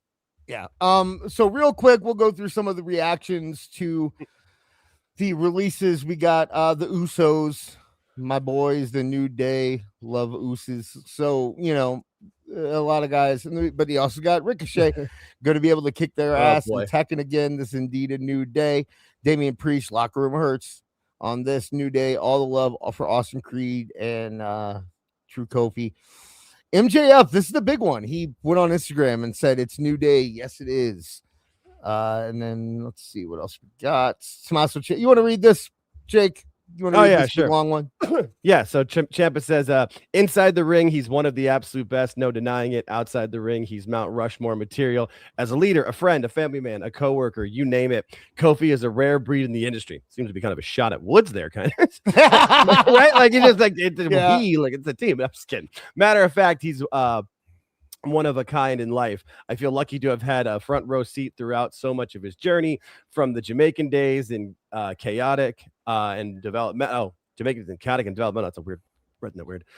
To main roster, to Kofi Mania and beyond. He never changed, not once, not for a second. Kofi and Woods, don't mind our awful quality Super 8 photo. Our special talents, but even more so, they are special men. Congrats to both on such incredible careers. I can't wait to see the next chapter. I often told myself throughout my career to take a photo. It's something I've become better at as of late, but I do regret missing so many great photo opportunities early on. Anyways, scrolling through my phone, I came across these 5. Ivar, handsome. Kofi and I all trained in the same school 20 plus years ago. What a journey. Woods and I first crossed paths in the ECWA Super 8 about 16 years ago. And the other 2 photos were taken the night after TLC SummerSlam. I think the photos and the cast of characters speak for themselves. Lots of fantastic performers and people. Blackheart. All right. Yeah. I mean, I'm not surprised by a lot. They just said it was a New Day. Yes, it is. Yeah. Right. And then you have all the outpouring about Jeff Cobb and Tonga Loa. You got Solo, and then you got him clicking, but there's nothing else. That's really weird. I keep clicking, but nothing's coming. I don't understand. Oh well. Okay, so that's the tribute to them. We got a couple super chats here. We got Regina Sharp for $10. Sorry I'm late. Completely forgot about the show. This message is brought to you by Glum Gold, Glum Gold, Glum Gold, Glum Gold. Always has been, always is, always will be. Thank you, Regina Sharp. We also got you and Kiyomi for $4.99. The fans complain about every release. It doesn't matter how irrelevant the wrestlers are, the fans still complain. Glum Gold, Glum Gold, Glum Gold, Glum Gold. Thank you very much. Glum Gold. Did it again. I didn't mean to do that. That's my thing about it. It's a lot of it. I feel like it's just so performative. Like people want to be mad. They find a reason to complain. I'm sure there are genuine people that like, they really did like some of these guys and, they could have been their favorites or whatever. But I feel like a lot of the complaints, if we just like did a quick Twitter search, you would see that they were bitching about them being booked 6 months ago. I guess, like if I'm just putting my fan hat on, I'm really bummed out that Nikki Cross doesn't have a job right now. I liked Nikki Cross a whole lot. I liked her back when she was Nikki Ash. I liked her. I've always liked Nikki. And I forgot about that. So yeah, it bums me out that she got released. And you know what? I'm an Aleister Black fan. I'm a Wyatt Six fan. I'm a Motor City Machine Guns fan. But I also understand what business is and how it works. And it's just one of those things where this is probably going to end up best for a lot of the people that ended up released. It is much better than paying these guys to sit at home and do nothing. Yep. Which is probably the other option. So and didn't she get like her master's degree? Yeah, she got her master's degree like while she was working for WWE. So I mean, she's able to get her education through it while her time there. So she's got a good future ahead of her. Yeah, but yeah, like I said, I like a lot of these guys. I like Tonga Loa. Go back and listen to the to this podcast. There were plenty of times where I was defending Tongaloa because I like Tongaloa, but you know, you can't get everyone you like to be, you know, so it's just the way it works. All right, Jake, I'm going to bring up the debuts. I'm going to let you kind of lead this one at the beginning because you saw a lot of these NXT ones and I didn't. We're going to kind of try to breeze through these because we got a couple segments left, but I'm going to let you take the reins here for a minute while I go make sure my kid's in bed. So thank you, sir.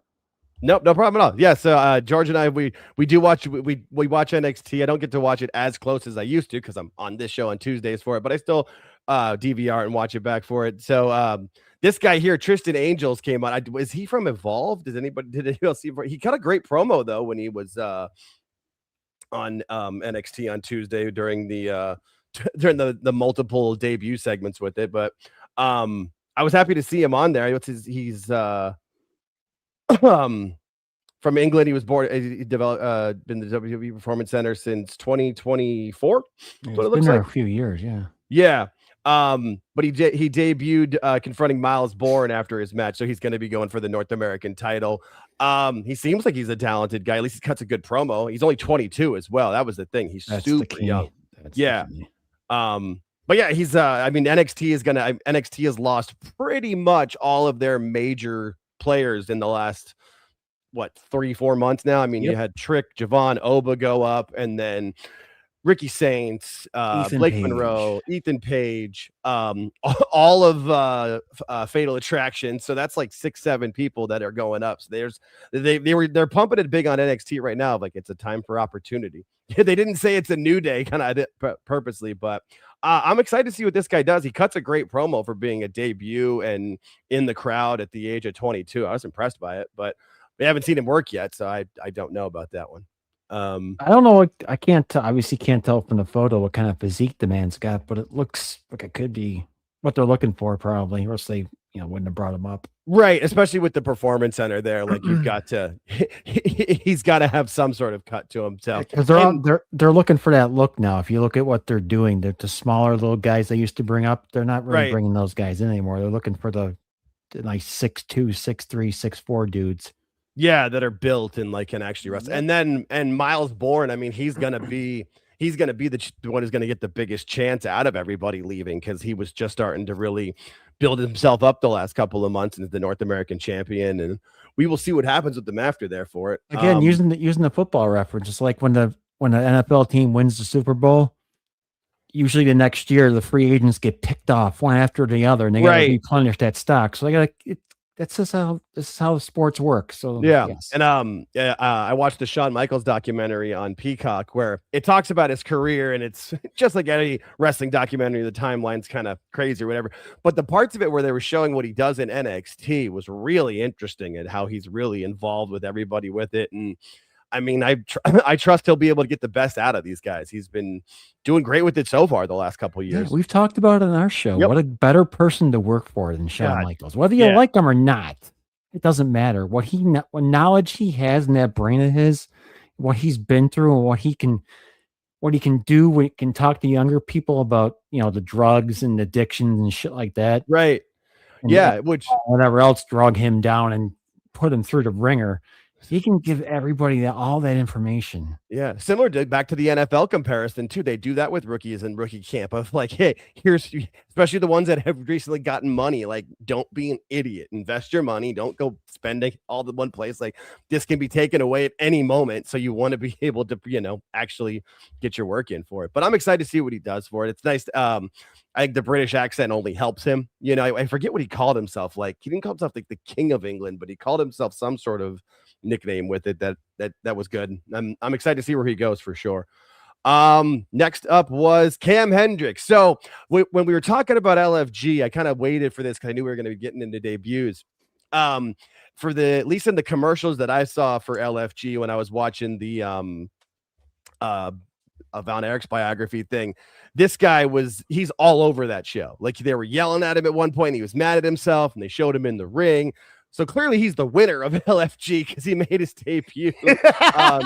Right, like because it was in the same segment. Like Tristan Angels is in the crowd talking shit to Miles Bourne, and then he attacked Miles Bourne. He was not the winner ring.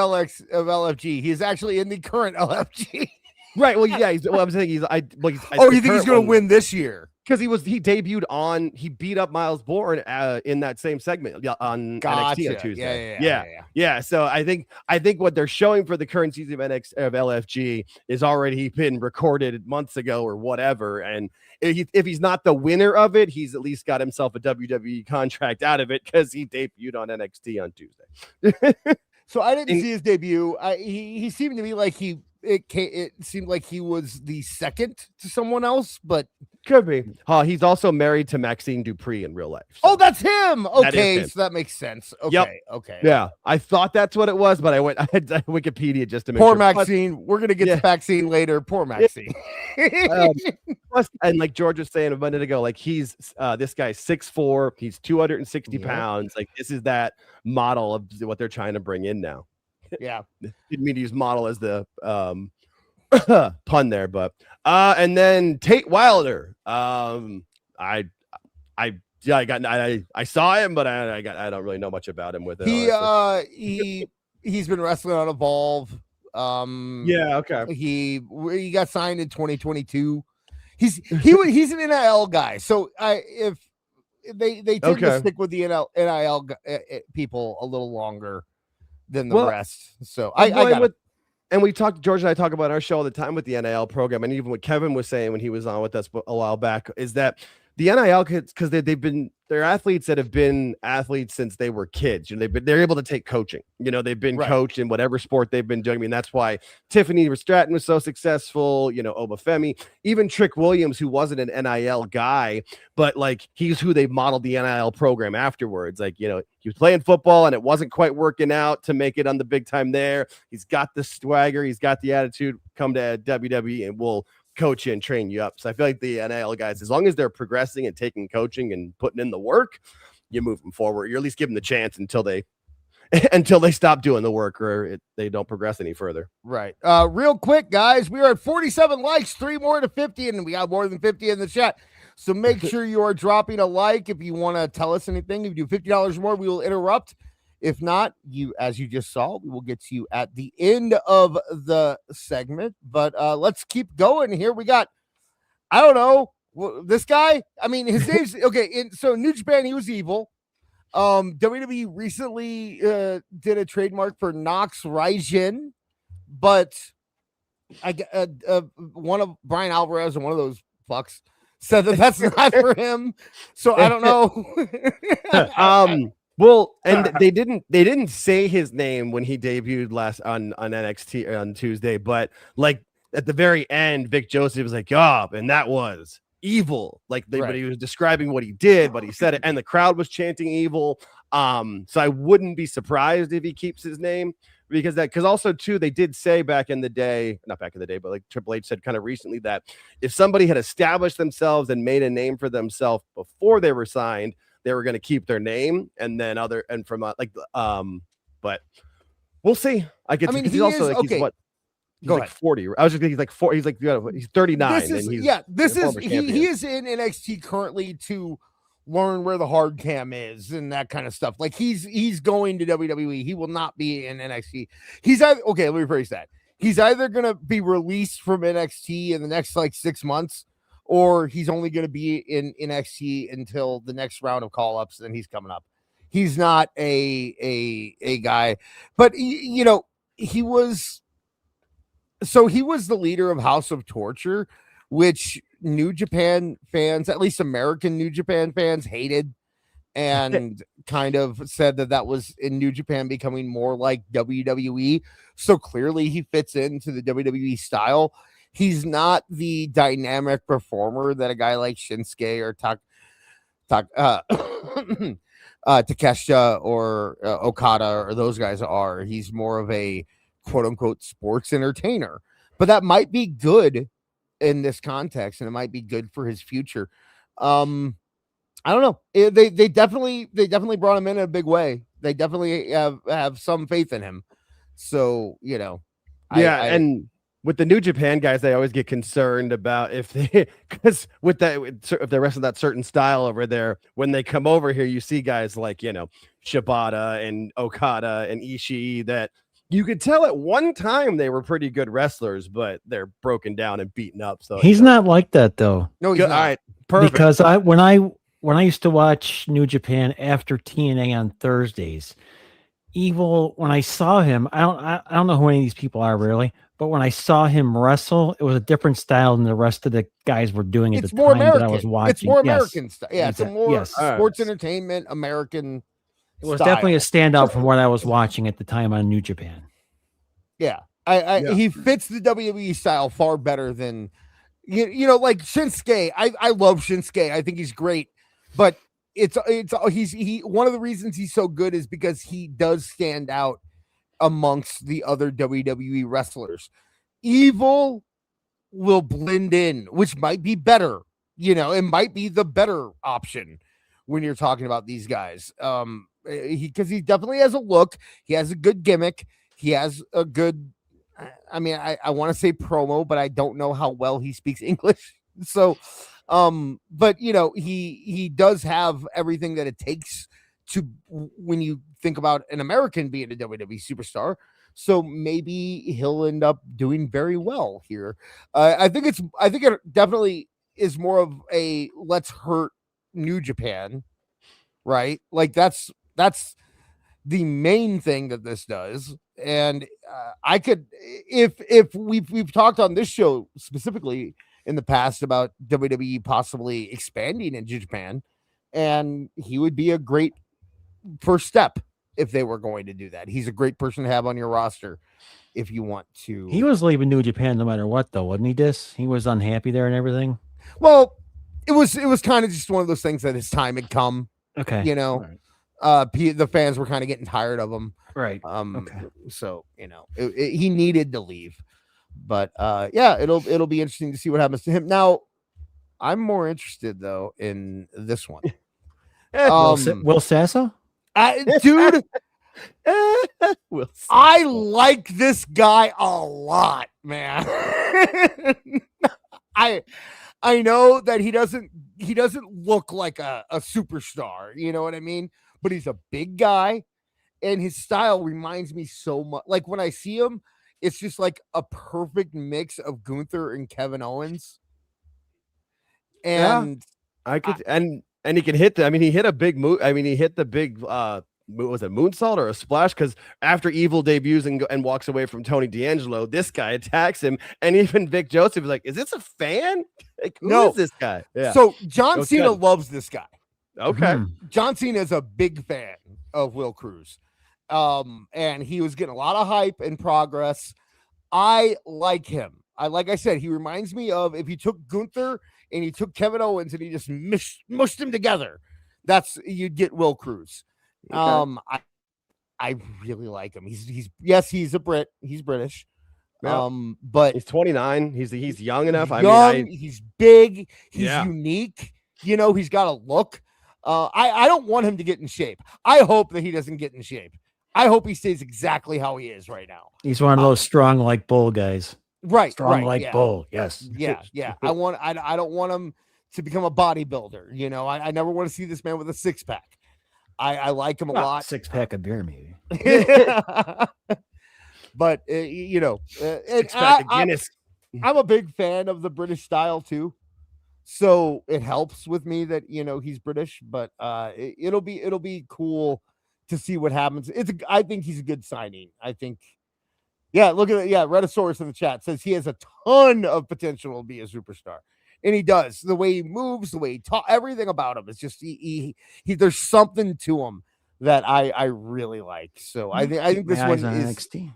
I think this one's a big signing. I think people are kind of like shrugging at him debuting in such a big spot, but I think he's not going to spend a lot of time in NXT.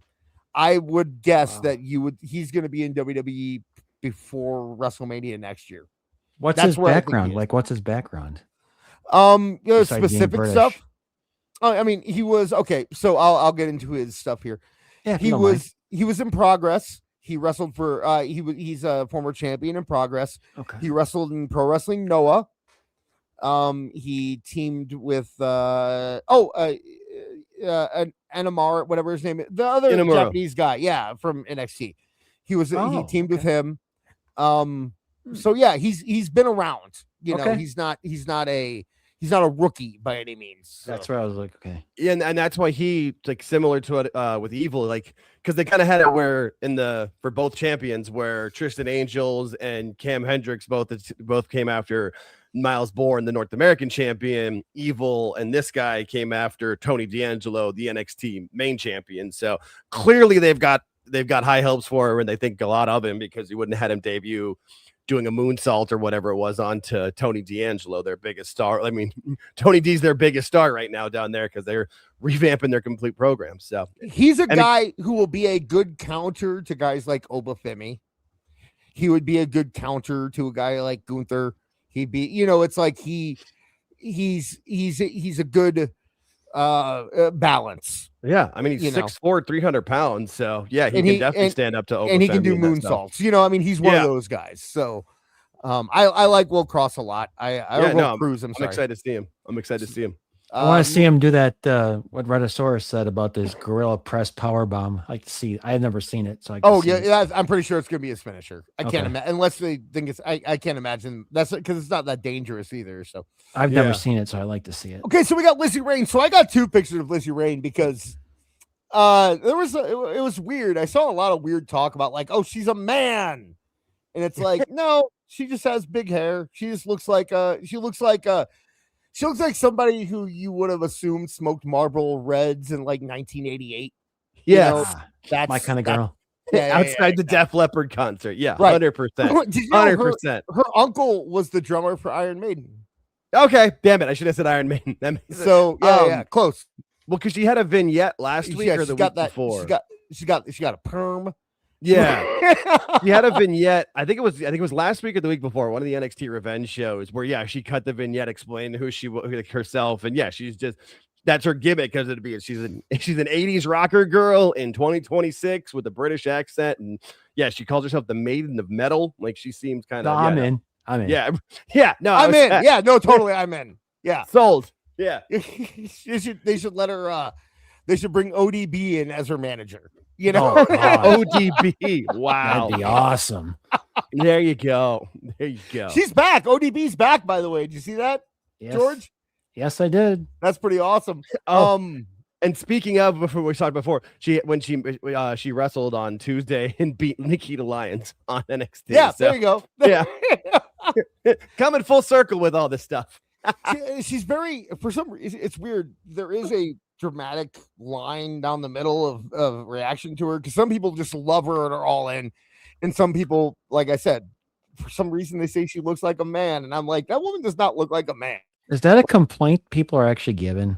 Yeah, that's a big Seriously? one. It's like it was a predominant one that I saw I do want to let you guys know. So what I like to do is there's a secret Twitter account for This Is Awful that we don't use, but I do like to go on it to kind of get a non-algorithm based feel of what people are saying, right? Because I feel like so a lot of times when I go on, I'm just kind of looking over on that account because I think that with the Akadis account, I get a lot of it's kind of a hug box, Yeah. You burner. You have a burner. Yes, you got sock accounts. Look at you. I do. Well, I admit it, but it's because I like to get it to where it's not. Yeah, it makes sense. No, I get more of a general feeling of what people are thinking, And with them, I had to retrain my algorithm when I joined this show because I had pretty much muted everything from the IWC that was just Thickos and Dave and all that. I did too. Exactly. Unmute a bunch of it. Yeah. To kind of so I at least have an idea of what's going on. So that makes sense. At least ask what a hug box is. A hug box is typically like where you are surrounded by people who share the same opinions that you do, so you don't get to see outside opinions. A bubble. Yeah, the one Tony Khan's in. Bubble. Yeah, it's a bubble. It's Lisa, the one Tony Khan's in the middle. Lisa, right there. Yeah, a bunch of people saying that you're right all the time, and that's what I feel. Definitely the Tony Khan world. Yeah, definitely.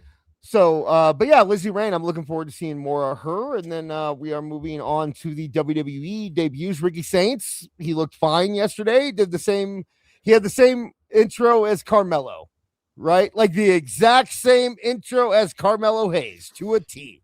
Exactly the same thing. Yeah, and you're not surprised by it. Like we all know him and Cody are good friends. So he's not Trick Williams. You know what I mean? Like he's not Oba, he's not Trick, he's not even Ethan Page. Like I've never been a fan of his. Jake and I have talked about this before. I've never seen it. I don't Awful get it. hates him. Awful hates him. I don't hate him. I don't hate anybody. And I don't dig when he's laying down. That's all. So Awful would say that exact same thing, by the way. If I said Awful hate him, he go, I know. I know. And I tried to give him the biggest chance because I did like some of the stuff that he was doing in AEW in bits and in spots that you would see. And I just kind of was thinking like, well, with the proper push and proper booking and being on TV every week in a sustained storyline stuff, he would be better in it. But it turned out to be he was on too much. Like, you know, like he was better in sporadic bits where you only kind of saw him. Once you saw him every week, like I was like, he debuted in like February last year. And by the summer, I was sick of him in NXT. And I'm like, oh, well, yeah. I guess he was overexposed. It's just, yeah, it doesn't really hit. And the pose thing, like people don't like it. Lisa, the ears were Daniel Garcia. The ears are not Ricky Saints, right? Or the ears. Yeah, they're close here though. Yeah, they're close. But I think Daniel Garcia is the one that has giant ears. Well, I think they have the same size ears, but Garcia's head is smaller. Yeah, Garcia's got a tiny head. Yeah. I'm glad that Cody and CM Punk got their buddy a job, and I'm sure he's a good guy. I don't care. You know. Yeah, I get it. At some point, he'll get a U.S. title run or something, and everyone will be happy. But I can't. I don't know if everyone would be happy. He needs to change. Because right now he comes off as like Wish Rock, right? And you already have LA Knight. You already have Timu Rock. You don't need Wish Rock too. You need to figure something else out. He's either he's LA Saints or Ricky Knight. Yeah, like he needs he would. You know what he'd be good at is he'd be good as like the second or third in a faction. Right? Like if Cody Rhodes turned heel and started a faction and they needed somebody to go for the Intercontinental title in their faction, Ricky Saints is right there. That's your guy. But I can't see anything else coming from him. Yeah. Because we've been talking about the guys they're bringing up and the guys they're coming up and bringing in from Evolve and shit. They're all physique guys now. Like I mentioned, he doesn't qualify for this. He looks so even against Cody. Even against Cody, he looked like a little kid. Moving on, we got Fatal Influence. Man, they tore things up on SmackDown. Yes. This is how you bring people in. My gosh. Sorry, I'm excited about this one. They took over the show 2 weeks in a row. They've blown me away. I'm going to turn it over to George in a second because George has been he's been the conductor of the JC Jane train on altJake Takes On for at least a year. And they had her wrestle Rhea Ripley and almost win and then she beat Charlotte Flair the next week. Like that is how you debut someone. And I'm going to turn it over to George because I know he's so excited about this and he should. No, I've been happy to see her progress because when I first started watching NXT, JC Jane came on my screen, like turned her off. Like I didn't like anything about her. As she's learned through Sean and everybody down at NXT, she's taken on the right heel female character. Like she knows how to work the crowd. She does an awesome promo. She's really good in the ring. She runs the show. She calls the matches in the ring. I don't know about that. Possibly because I think Sean's got a lot of confidence in her when they bring her up and she's automatically tossed with Rhea Ripley. That tells you everything you need to know. Yep. And then Charlotte Hadley's the group is perfect together. So the heat. The heat. Yeah.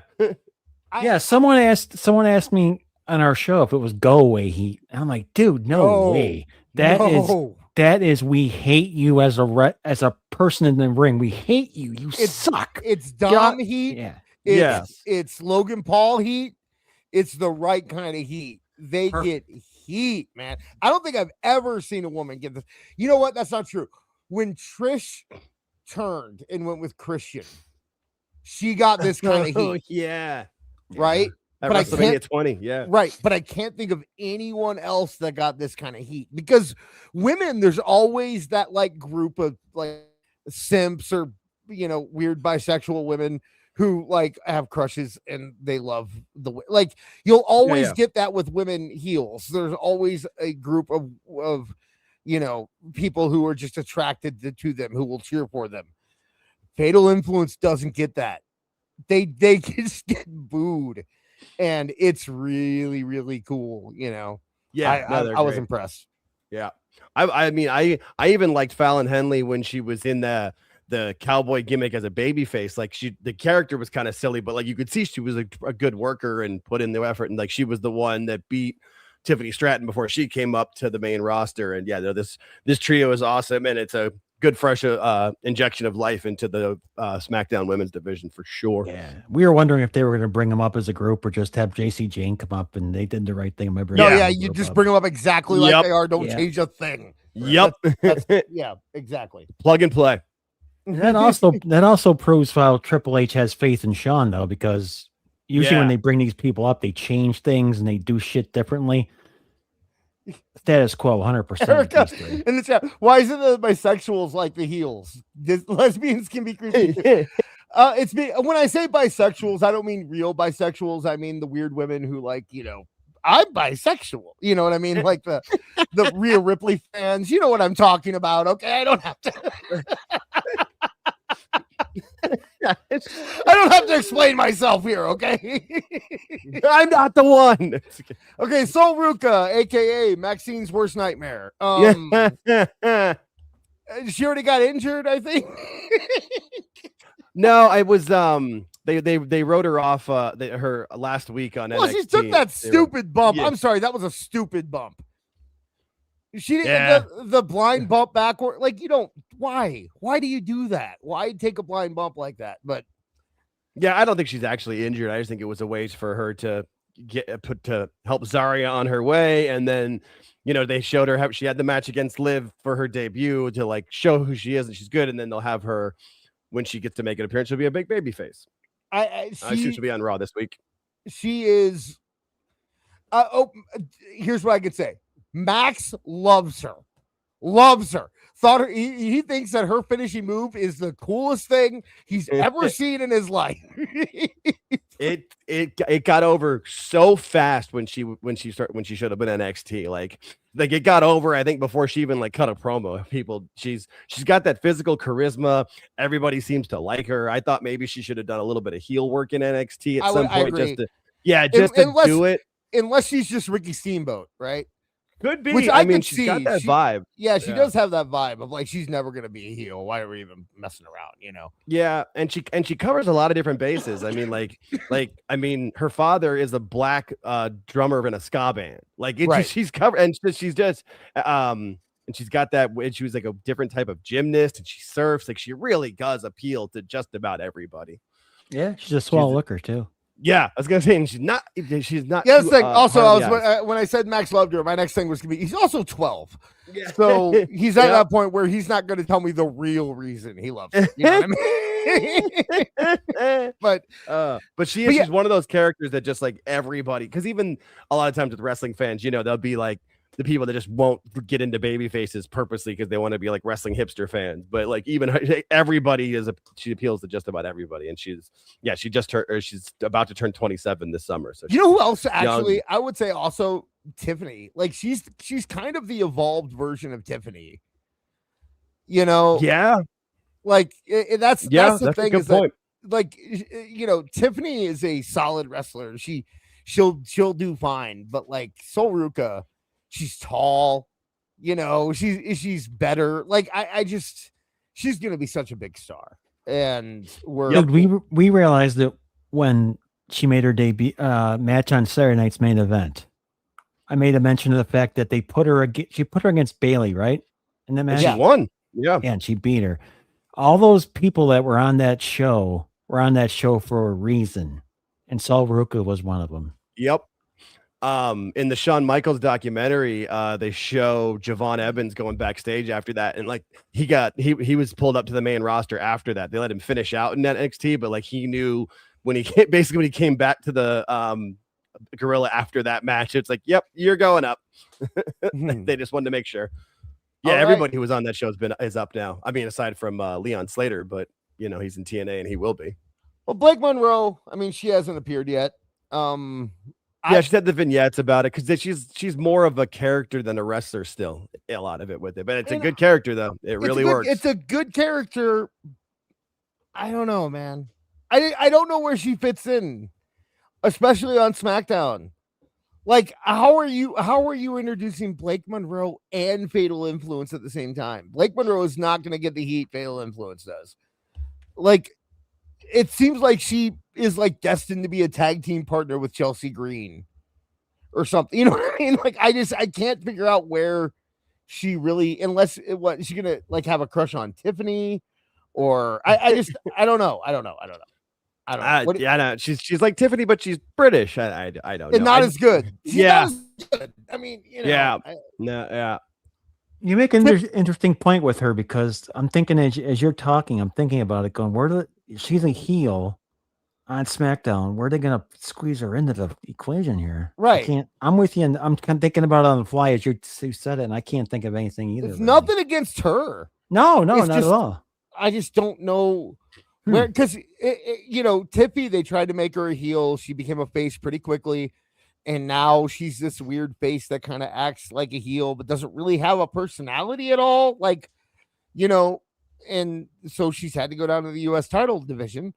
And where does that leave? So all I can see Blake Monroe doing is coming in and feuding for the U.S. title or being a tag team with someone. That's all I can really see her doing right now. I don't know. I don't know. Yeah, it's a valid point. It's an odd time. It almost seems as if this was a contract stipulation. You know, like, I didn't think of that. Yeah, we'll bring you in after WrestleMania if you sign with us. But now because she did have she had a big name as Mariah May before AEW, and then was a women's champion AEW. So you could be right. I mean, that could have been how they got her to. I think that's what happened with Ricky. I think that's absolutely what happened with Ricky Saints, because I don't think there's any way that you can look at Ricky Saints and be like, "Oh, he's ready." Like when you're bringing in, especially when you're bringing in the guys that we're about to talk about here, which I'll fast forward a little bit. Yes, would Blake Monroe be better on Raw? You think?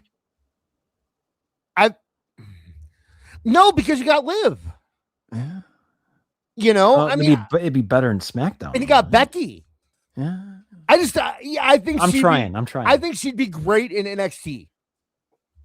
And I don't see why NXT is a bad thing. Right? Yeah. We've always said that in our show. Just stay there and be great. That's fine. Yeah. There's no problem with being a big fish in a small pond. No. I didn't think Ethan Page was even going to come up. I thought he was pretty well set down there. Ethan Page, I get. Ricky Saints, I don't get. No, I'm totally in agreement with you there. Okay, the chat's having a big talk about if TKO runs creative. I don't really want to get into this. No, we'll add it over on Tuesday, maybe when we do another Tooney Talk Wrestling. But that's, you know, you need to really understand everything about that comment before you start. There's a lot going there. There's a lot. So yes, Yeah. They have the power to take over creative. They don't use it all the time. It's just, we've talked about this. Go back and listen to any other show. We talk about this every week, guys. I've been saying it for 6 months. TKO can butt in whatever they want. They just don't unless they think they can get publicity out of it. Right. And they're not WrestleManias. Yeah. Okay. So you got Joe Hendry. I mean, Joe Hendry's no surprise. What do you gotta say about you? He's an upper mid card, lower main event. He'll be fine. He'll be good for he'll have a good 5 years in WWE. Yeah. No surprise here at all. Yeah. He's a better wrestler than people give him credit for. Absolutely. I think he's got to change something up though.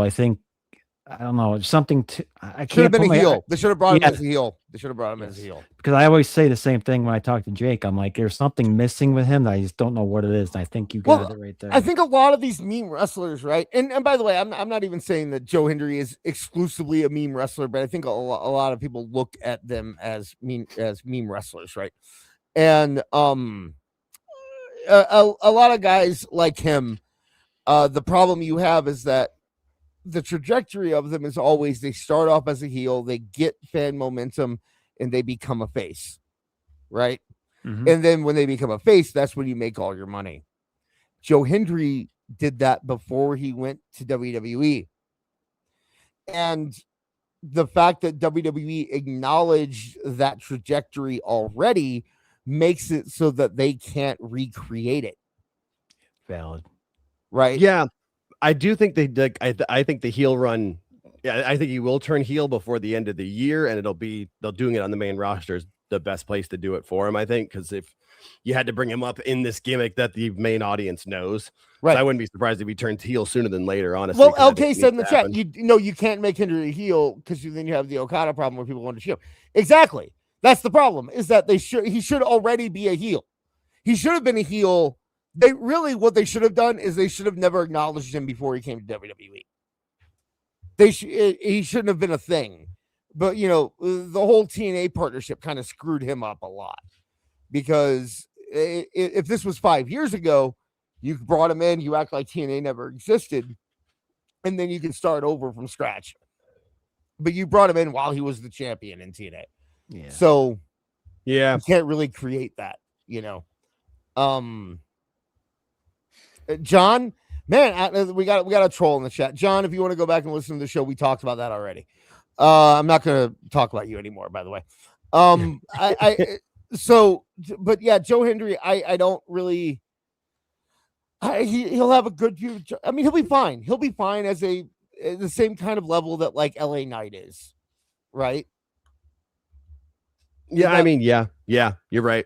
Again, he's a good guy, but there's really not. He's kind of already hit his ceiling as a babyface. I would be interested to see what he can do with the character as a heel on the main roster, because he is older and has a good background in wrestling, like real wrestling and the indies and stuff. Jiu-jitsu and taekwondo. Like he's a real, you know, he's an athlete. Yeah. So, I don't know. We'll have to see what he'll be. But like I said, I look at him as a guy who will be probably around the LA Knight level. But the difference is, I think Joe Hendry will be totally fine being in the LA Knight level. Oh, you know, Yeah, absolutely. because he hasn't made his money yet, so he's going to be happy to do whatever they tell him to do. Although, you know what, I think LA Knight is perfectly fine being in the LA Knight level, and I think that that fans spur on the whole thing about he's, you know, nobody loves him, but you know, Yeah, they're probably telling him to shut up. right? I like my gig here. Keep it quiet. Yeah, shut up. Ethan Page. I'm so impressed by Ethan Page. I wrote this guy off after Karate Man, and then wrote him off after the AEW run. Wrote him off after the AEW run, and he honestly reminds me of like 2008 Chris Jericho.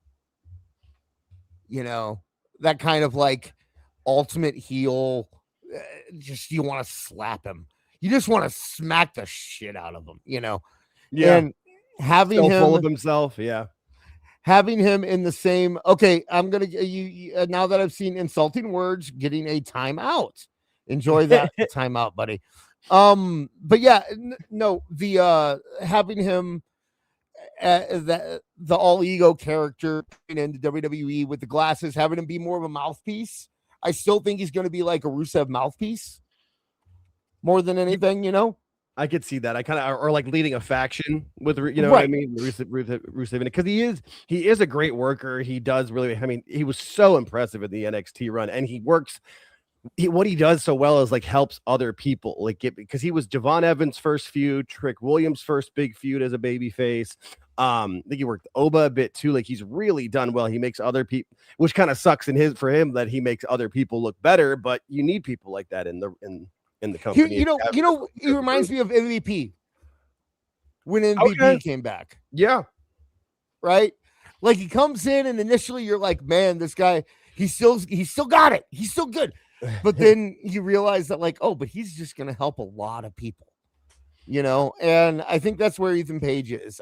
He's much better than I gave him credit for. I really like Ethan Page. So yeah, when he was in AEW, I was like, okay. Then I'm like, see him in NXT, and I became really a big fan So I'm surprised that he didn't really show more. He didn't show a lot in AEW. He did this thing with Dan Lambert and everything, that whole bit. Oh yeah, the whatever that group was called. Yeah. But I mean, that seemed like it was really cutting his talent short, With right? him and Scorpio Sky. Yeah. No, I because I had only heard about the Karate Man stuff and I saw like clips of it afterwards, but I didn't like anything he did in AEW. And when he came into NXT and like they immediately made him champion, I was like, the fuck are they doing?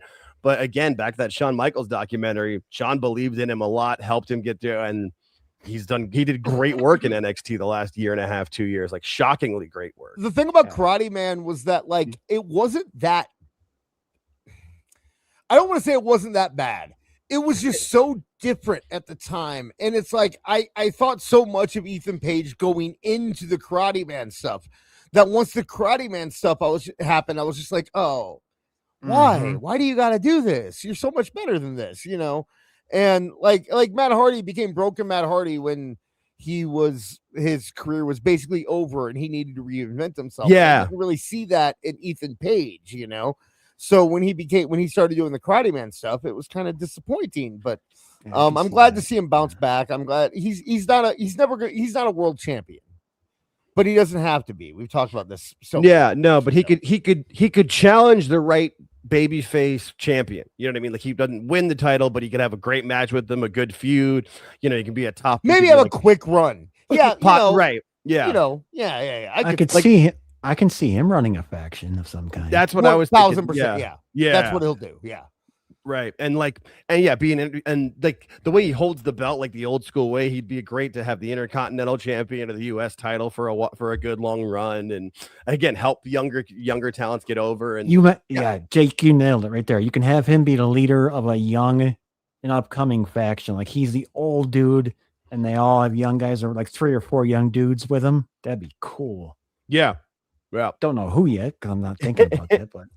Ricky Saints. No, please don't do that. I think keep them on separate shows for the. You know what? I wouldn't do the younger guys. I would make him the mouthpiece for guys like Rusev. I think that's perfect. You know, I don't know. I'd have to think. I'm not saying not also wrestle, but he has the Rusevs there to kind of have his back. You know, when his mouth gets too big, kind of thing. You know, which he already did when he wrestled Javon. So I think that's kind of where that's probably going. Right? Yeah. I think that's makes a lot of sense, and that's probably why Rusev didn't get the same cut that Aleister Black got because they were re-signed at the same time. And true. Yeah. I didn't think about that. Yeah. All right. Just did as I said it. So those are the recent debuts. We got a couple super chats. Nice. Here. Oh, we got one here from Mr. Jamie Jam for $4.99. Wow, I never thought the third wheel of Toxic Attraction would become this insanely over as both a heel and a faction leader. It's happened, pal. It has, yeah. So okay, so Toxic Attraction was Ruby Mandy Soho. Rose and it was Mandy Rose and Gigi Allen. Oh, that's right, Gigi Allen. Gigi Dolan. No, Gigi Dolan. Gigi Dolan is who Priscilla Kelly. She's the regular. Okay, Priscilla Kelly. Gigi Allen is the punk rocker that took the name from. They used to poop on stage. And That's why when I said it, I was like, oh god. Mandy Rose was leading the group Toxic Attraction, and then when she left to stay on the internet with what she was doing, they had Gigi and JC kind of feud where like, you know, they did like the Shawn Michaels kind of turn thing where she threw her through the door thing or whatever and smashed her face, and they had a feud. And I kind of thought that was going to be the end of both of them. And, you know, Gigi Dolan didn't really pan out, obviously. But JC Jane, like, it's like George said, she has just gotten better and better and better. See, I get confused with, like, okay, what was the group that, like, Tony Storm and Ruby, whatever her name was? Oh, and Soraya. Yeah, no, I know what you're talking about. I know they were a group, but I can't remember their names. I can probably pull it up here pretty quickly, though. All right. Well, okay, so I know we said 3 for 5. We're not going to get to 3 for 5, but I will save it. We will have it for Tuesday. I am going to experiment. The Outcasts. Okay, the Outcasts. Okay. I am going to experiment here. Okay, we're going to pause this. I have a new game. Would you guys like to play this game with me? Absolutely.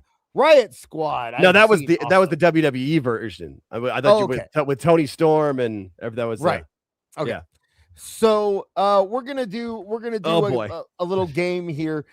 Whenever you see a basketball hoop, you know there's trouble. I took indie shows. I took indie. So some of these are botches. Some of these are terrible things that happen. Some of these are just stupid things. Some of them are. I might have some good things mixed in. So we're gonna. And you may have seen some of these clips before. If you have, just play along. Okay, play along. If the Some chat are all wants of the to- above. Yeah, no. if the chat wants to answer, you'll be more than welcome. But let's start with this. This is a pilot, by the way. This is not the final product. I'm if this works out, if you guys like it, I'm planning to add sound effects and doing a whole thing and having an intro and all kinds of stuff. But I want to see how it works before I actually put that much work into it. We're always trying to get better on this show. We're always trying to do more for you guys. Yeah. I thought This is the Saturday stuff night. that this works on. Yeah. we Saturday appreciate it. night's a good night to experiment. You Yeah, know, so yeah. let's see how this. Yeah, works. we're on So- a little bit later. Yeah, no, I see in the chat So- like this will not end well. Yeah. So this here is- we yeah. go. Let's see what we got here. Oh, Okay, God. so you can see Like, the guy. He's standing on the turnbuckle. I'm not turnbuckle. Yeah. I'm sorry. He's standing on the ring post. And what is he doing? What is the other guy doing? He's holding himself up. What is going on here? Why are you holding yourself up? This is just so This stupid. is it's a setup for you have what Finn Balor does stuff like this where he has to stomp and Jenny McDonough is more where the guy will hold them up and then the guy will stomp on him. Is that kind of thing. Clearly that's what he's going for. So let's see how this works out. Okay, he's getting ready. He's wait. God. Okay, so what happens next? Does he A, slip and crotch himself on the rope? B, does he miss completely? Or C, he falls, landing his butt on his opponent. It cut off for some reason. Okay, see, this is why it's a pilot. See, Yep. No, we're learning here. I'm noticing problems. Okay, so which one is it? Does he land his butt on his opponent? C, miss completely. B, or slip and crotch the ropes? Jake, what do you think it's going to be? All right, so I'm gonna go with C because he's I don't think he's gonna fall forward because that balance looks like he's gonna fall backwards, and so I think he'll fall and just clip the guy with his ass. Oh, by the way, I want to say during this segment, any super chat will be read on the air as it's given. Ah, yes. Okay, Yeah. so if you want to make a guess or you got a joke during this part, you're more than welcome to. I like sauce. A, B, and C. He's gonna do all three. The chat, yeah. That's Okay, good. The chat's getting George. involved. That's what we want. This is B. This one's B. He misses completely. Yes. Okay, so what did you say, Jake? I said C. I think he's gonna fall backwards and he's just gonna kind of hit the guy with his ass on the way down. All right, Yeah. let's see where this Yeah. No, goes. this is fun. I like this. Are you ready? Oh, there. Okay, so I there paused it it goes. before it came all the way. Oh, no, George is right. Oh God. You want to see that one again? Please. Okay, let's go back. Here we go. Ready? Oh, that sound. You didn't need to add sound effects for this one. Oh my God. He's still waiting for it. Like he was wobbly and he's like, we're going for it. Oh, Jesus. I It thought he didn't was even just gonna get fall. close. It Yeah. No, wasn't he would have been even better with A. He would have crotched himself. Yeah. It would have been better. Seriously, look at this. The guy is hanging off the pole. He is like a foot and a half away. Well, what is he like?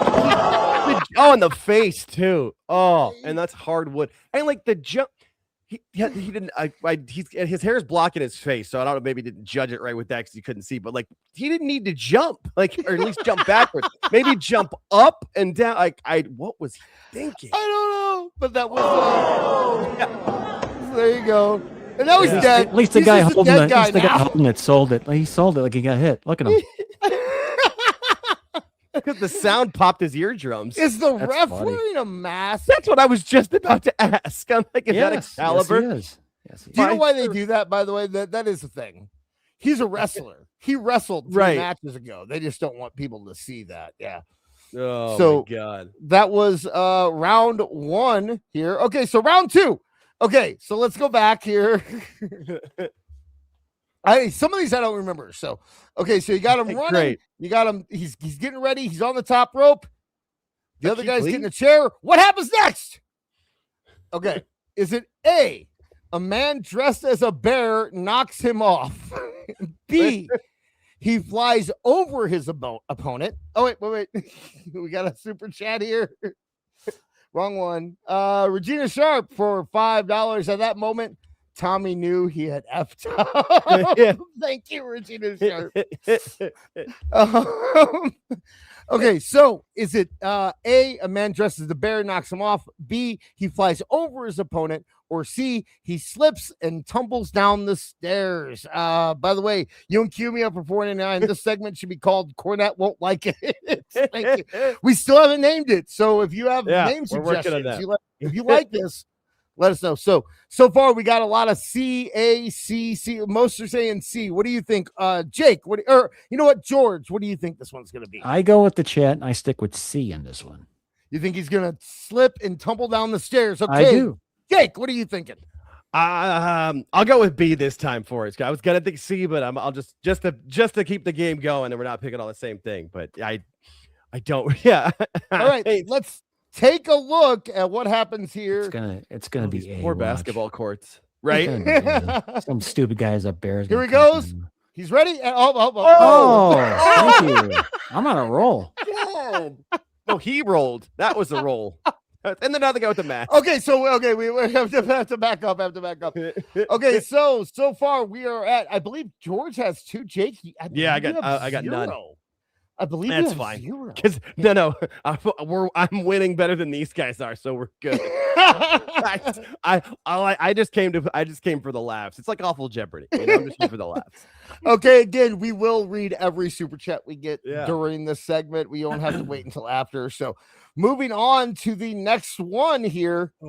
You got Buddy throwing him into the wall, and then I'm gonna unmute this one. This one, I have to unmute this one, okay? Oh God. So let's go back to the beginning here. Okay. Throws him into the wall, and then he stops.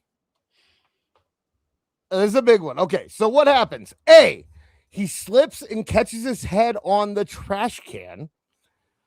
B, he looks mean at the camera but can't think of anything to say.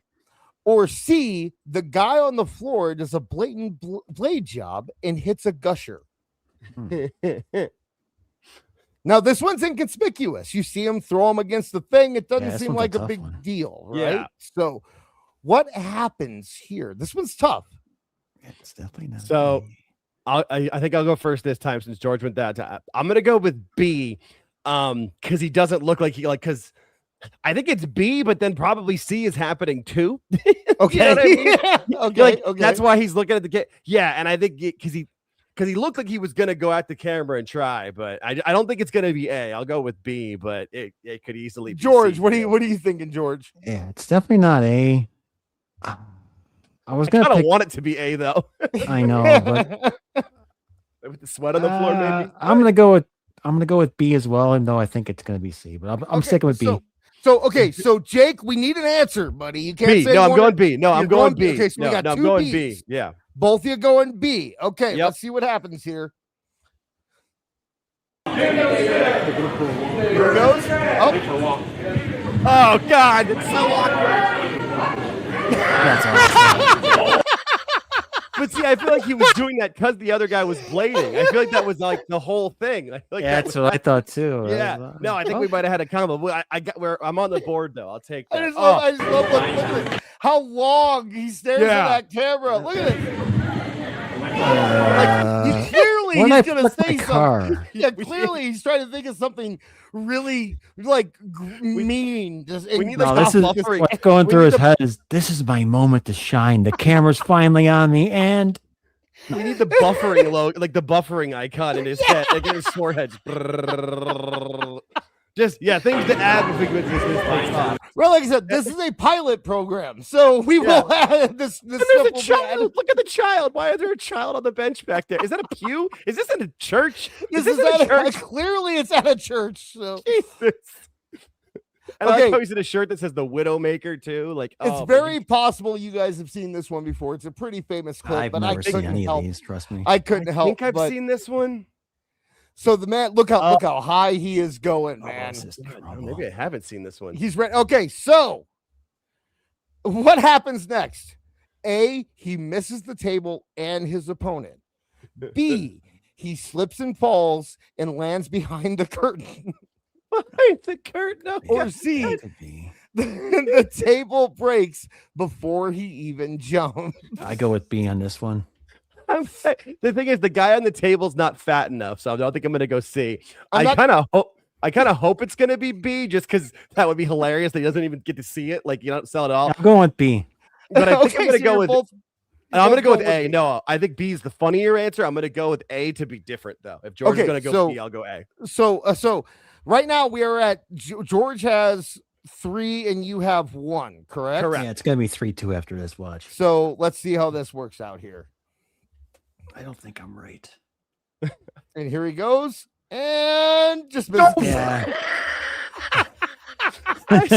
Jake's 3-2. I thought he was.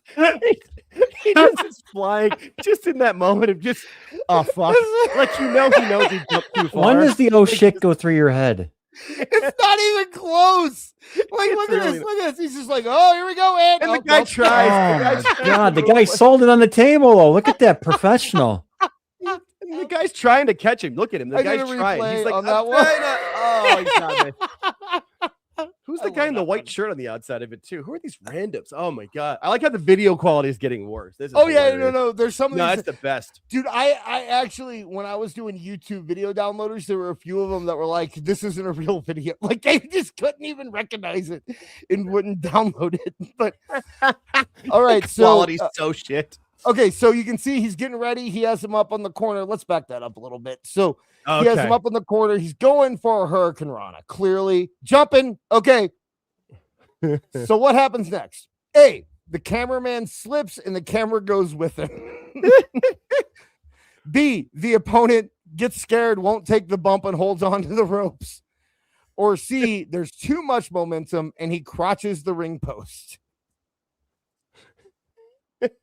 I'm gonna go with B. It looks like Opponent won't take the bump. He gets I think scared. he's scared. Holds Yeah, off. Okay. Because he doesn't look like it's Hurricane Rana. He grabs his head like he's gonna DDT him, and I think And the guy's still holding on to the ropes, right? Like And I he's think the holding- guy wanted a Hurricane Rana, and the moment he grabs his head, he's like, "Fuck you! I'm not doing that."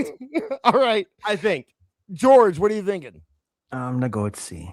See, too much momentum, and he crotches the ring post. Again, though, I'm hoping it's A. Like I this is the thing. I'm going with B as the guess because I'm trying to get a point here. But I really hope it's A because A would be the funnier one for me. Going by the chat right now, I think this segment is a hit, and I think we're Yeah. gonna be doing it every This week. is we're having fun, and this is the pilot version without sound effects. This is yeah. No, so no, I no. have a whole thing planned where I'm gonna be like a 90s sportscaster doing bloopers. You know, that was my the whole Akadis sports machine. right. George So I'm Michael so glad I'm here for this opening segment. Yes. This opening time. We will Remember me when you guys are famous with this bit. so if you like it, we'll get there. But let's take a look at what happens here. God, this is too funny. Okay, so look at Sorry, I was right. Oh God. That's almost impossible to do. I'm like, they broke laws of physics. boom. Oh my god. Did they have the ropes like extra bouncy or tight? You didn't don't realize? know. Like, how did that happen? He I just don't even completely know. his head. Oh God, there's a child. Oh yeah. Okay. So Oh. this one, do you remember Joe Alonzo? He was the guy who did a video went viral of him a few months ago where he was like going to shave his opponent's son's head, Yeah. right? Yeah, that sounds familiar. And people complained about it. And like Joey Janela was like, Joe Alonzo's a genius and that kind of stuff. Of course. Well, if Joey Janela says it, Right. So he's been continuing that gimmick. So let's take a look at I'm gonna unmute this one. Let's take a look at this here. A little chop thing. So Alonzo's gonna whip him. are Wait. those the Moxley skewers in the ring up by the kid's feet? Yes. God damn it. Regina Sharp for $5. I can name that botch in 3 moves. I can name that botch in 1. Name that botch. Name that botch. So if I do this, if we continue this, by the way, I will have some stuff that's like actually cool to throw people off. Also, we'll be doing like stupid storyline stuff too. But this is definitely being continued. This is awesome. Yeah, dude. this is good stuff. I'm Awful is glad gonna you guys enjoy like this it. one. I'm Yeah, no, glad- this is oh, fun. Awful love this. Yeah. Yeah, no, this is a lot of fun. All right. Being involved in the first one is very, very nice too. All right. Thank So you. what? No problem. What happens next?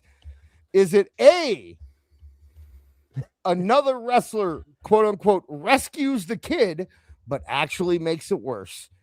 B, Santa makes the save. Oh my! Or C, the kid kicks him in the balls and gives him a DDT a la Raven. I mean, look at the way they're standing. You know, you gotta look at a couple things here. All right, I'm trying to look at. Yeah, I'm trying to. All right. All right, so I think this one's a tough one. This one's a tough one. So I think I'm gonna go. What's the score? 4-2. I believe. Yeah, you're so. winning Yeah. 4-2. Yes, Yeah. I think Awful I'm says gonna A. lose. Awful says A. And that's funny because that's where I'm going. I'm gonna go with A. I don't care about the points at this point. It's not fun. The reason I'm going with that is because I'm looking around. I don't see anybody in Christmas attire, so I don't think it's B. But that doesn't mean anything. Santa could make a save in June in indie wrestling. It doesn't matter. True. I'm just trying to think of some. The kid is wearing shorts.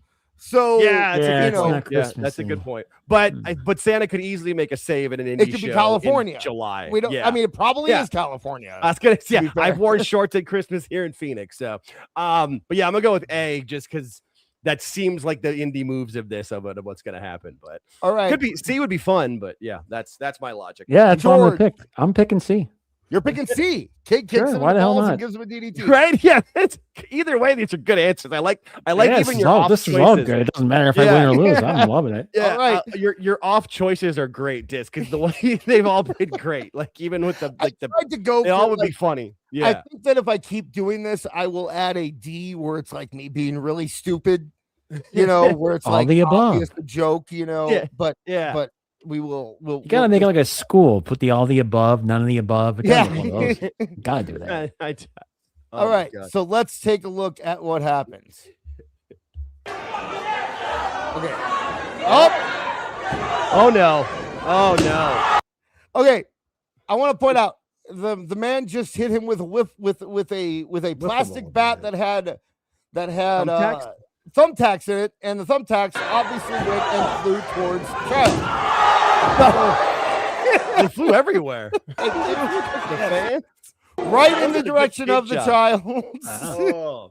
Oh my god, that was hilarious. Jake was the winner there on that one, but George wins overall 4-3. But George wins overall. Let's take one last look at that last segment there. Where he gets Wouldn't it have been cool? Oh, right towards the kid. Get those thumbtacks right in that kid's eye. That's awesome. After that would have been cool if the kid would have kicked him in the nuts. It would have been cool if the kid would have kicked him in the nuts. Or the kid would have done like a leg drop or something, but then he would have got the thumbtacks. He'll shoot your eye out, kid. Oh my god. Yes, that was fun. That was really a lot of fun. I'm glad you guys liked it. The chat liked it. I will have another one ready Tuesday. It will be better produced too. This was something I came up with like 3 hours before the show started. I was gonna say, you're asking us like today about should we do this? Like I'm yeah, it sounded like fun. It sounded like fun, and it was way more fun than I thought it was gonna be. No, the off answers really popped me on this, like the bear one, because you never know. It's indie wrestling. Like it could have easily happened.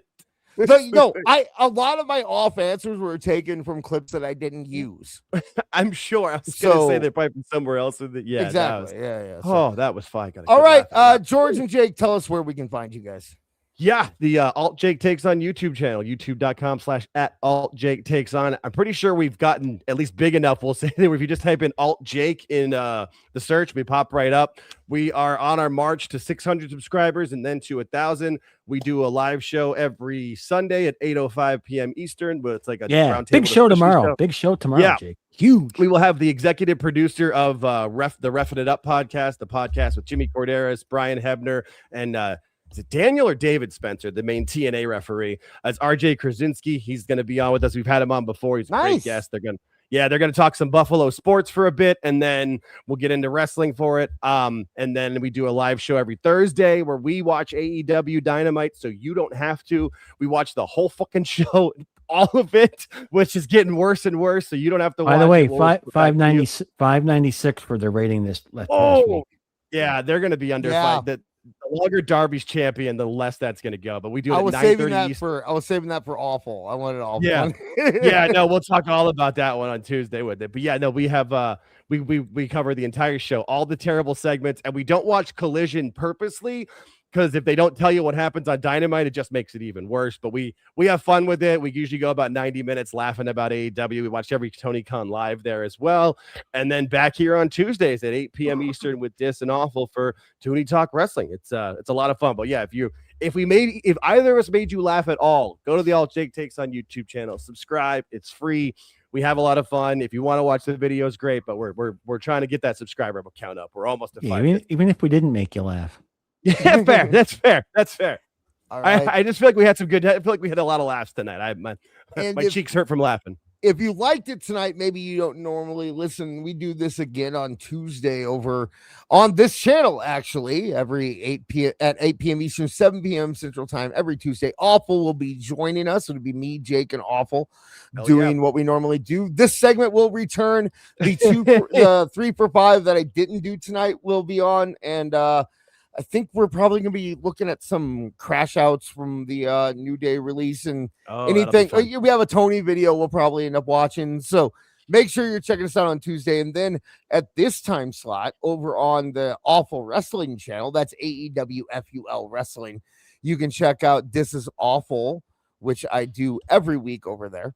And that's more of I will say this tonight, the last half of tonight especially had more of a This Is Awful feel than a Tooney Talk Wrestling feel. If you like that kind of like goofy sitting around talking with your friends about wrestling, that's what This Is Awful is. So tune in on Saturdays at 10 p.m. Eastern, 9 p.m. Late night talk fun. Absolutely. And also, you know what? Follow Neckbeard, man. AEW Neckbeard over on Twitter at AEW Neckbeard. His screen name is Neckbeardhausen, I believe now. But he helps out a lot here a lot of times. And I want to thank everyone who showed up in the chat tonight. Thank you for having me, Dis. I want to thank George. I was gonna say thank you so much, George. George is kind of our unofficial fourth man. You know what I mean? Like I just fill in. He's the guy when we need somebody, he's always there. Don Wayne actually did a really good job on This Is Awful. I do want to give him a shout out too. Don's a lot of fun. Yeah, no, you guys had a good show on Tuesday. But yeah, thank you to the chat. Thank you for anyone else. We will be putting up segments of the show. So if you missed this entire show, tune into this channel throughout the week. And we will have segments of this show and our show from Tuesday. I feel like that last segment could be a pretty big hit online. I think so too. Yeah, if people don't know us, and do you wonder? A lot of people are you starting to wonder? Are you starting to realize why I did it? Yeah, no, I put it together right there when you said it. I was like, oh, that's brilliant. When I put it out as a video, that thing's gonna hit. Yeah. Thank you very much. Please put our channel in the description. Yeah. Even if you aren't watching the videos, because I know you guys watch live, but so if you aren't watching the videos, make sure you're at least liking them and sharing them and doing that kind of stuff. So we're trying to get back in the algorithm. Exactly. So thank you so much, guys. Thank you for tuning in. Thank you for coming here, George. Jake, thank you for being here as always. Always. And I guess that's it. So until Tuesday, when you'll hear us again at 8 p.m. Eastern, 7 p.m. Central Time. Now get out of here! Now, Perry the Platypus, feel the wrath of my thank you-inator! Thank you, you piece of trash. Thank you. Thank you. Thank you! Oh, I suppose you want me to say thank you. Well, you know what? Saying thank you is like jobbing.